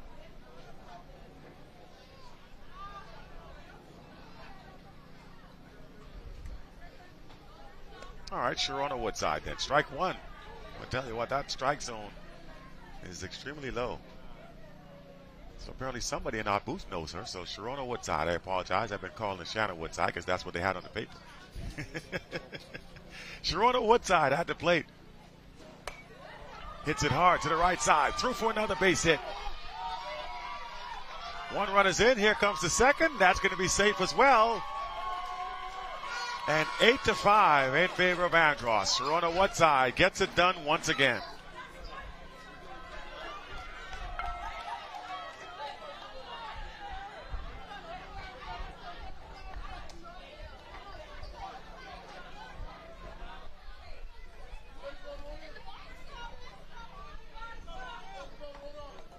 So, boy, Andros has responded very nicely here in the top of the second. So it's now 8-5. They scored 5 runs here. And still not done, possibly. Ball 1. As Ashanti Hart at the batter's box. Good piece of hitting by Sharona Woodside. By the way, she is the right fielder, so I think they brought in a pinch runner for her.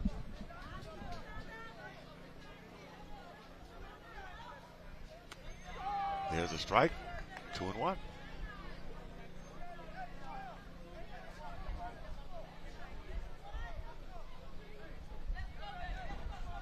Two-one pitch outside for a ball.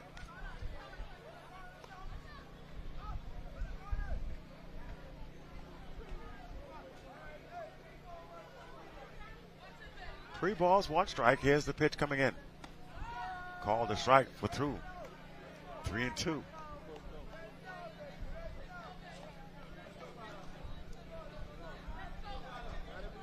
3-2 pitch coming in.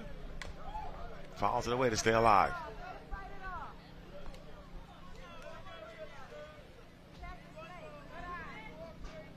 And there's Sharona Woodside making her way back over to the first base after moving on contact.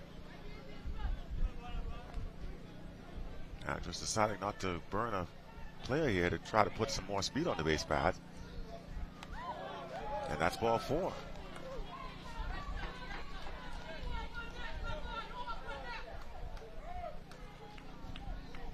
That brings up LaShonta Taylor. And we're going to see a visit to the mound here for Sidney Thomas. Coming out to have a word with his pitcher. They've got 2 outs, but Andros has been able to put the runs on the board. Scoring 5 here in the top of the inning to retake the lead.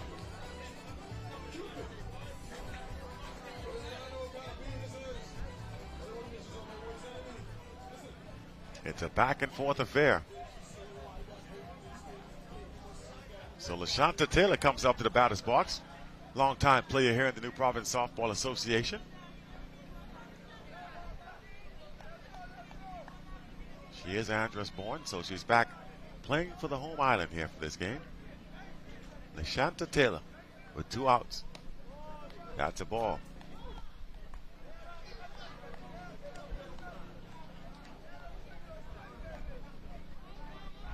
Runners on first and second, 2 outs.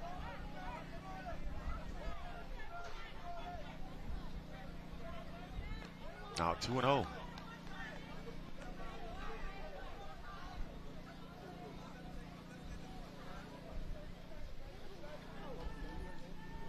Two balls, no strikes to LaShonta Taylor.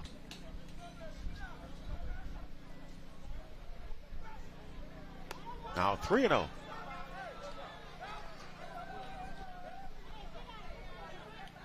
Perhaps being a little careful here with LaShonta Taylor. She hit it very well in the first time up. Also had a hit to the right side. All 4 way off the plate, and they're loaded once again.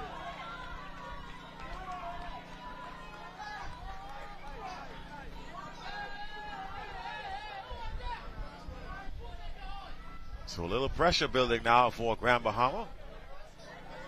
As up steps Tashira Evans. And as the pitcher for Andros, I'm sure she'd love to help her own cause here, add some more runs to the total. Strike 1.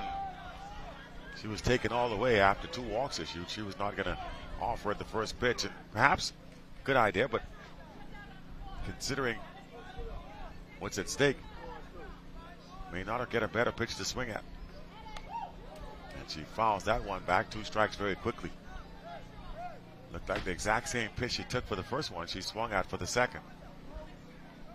0-2 now, so little Evans on Evans going on here as Tara Evans trying to close out this top of the first.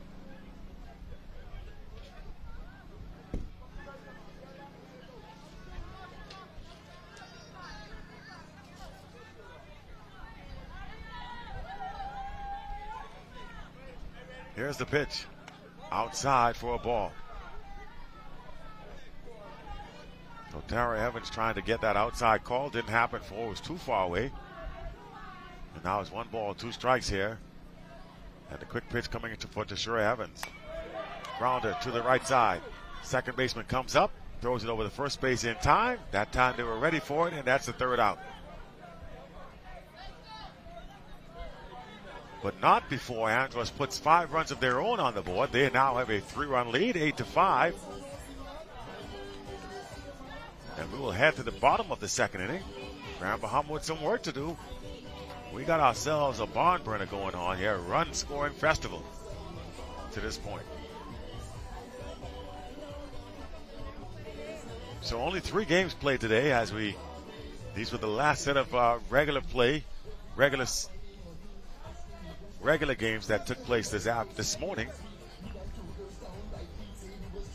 And in that game, Mical, the ladies, the game we had here for you, beat Exuma 10-0. Mical, one of those teams that are going to be tough to beat down the stretch. And then you have Long Island. Their men beat the Columbus Owls in a close one, 5-4. A game that saw Columbus Owls score 4 runs in the bottom of the game and the end of the game to try to make a furious comeback against Thomas Davis. Didn't happen, though, as Long Island does hold on for the 1-run victory to remain undefeated. Grand Bahamas men beat Exuma in a game that was supposed to play last night. They changed the schedule around. They played it today. Grand Bahama beats Exuma 4-1. So they now, Exuma that is, has 2 losses to their credit. Not sure where that puts them in the standings.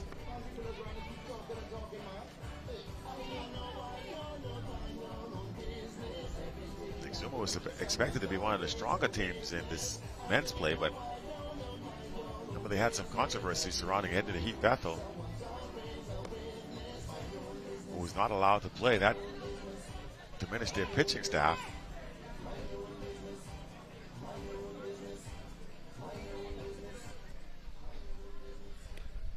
And now here we are.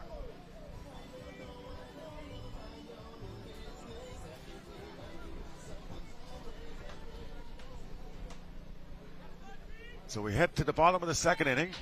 Grand Bahama now back at the plate trying to respond after giving up 5 to Andros at the top of the inning.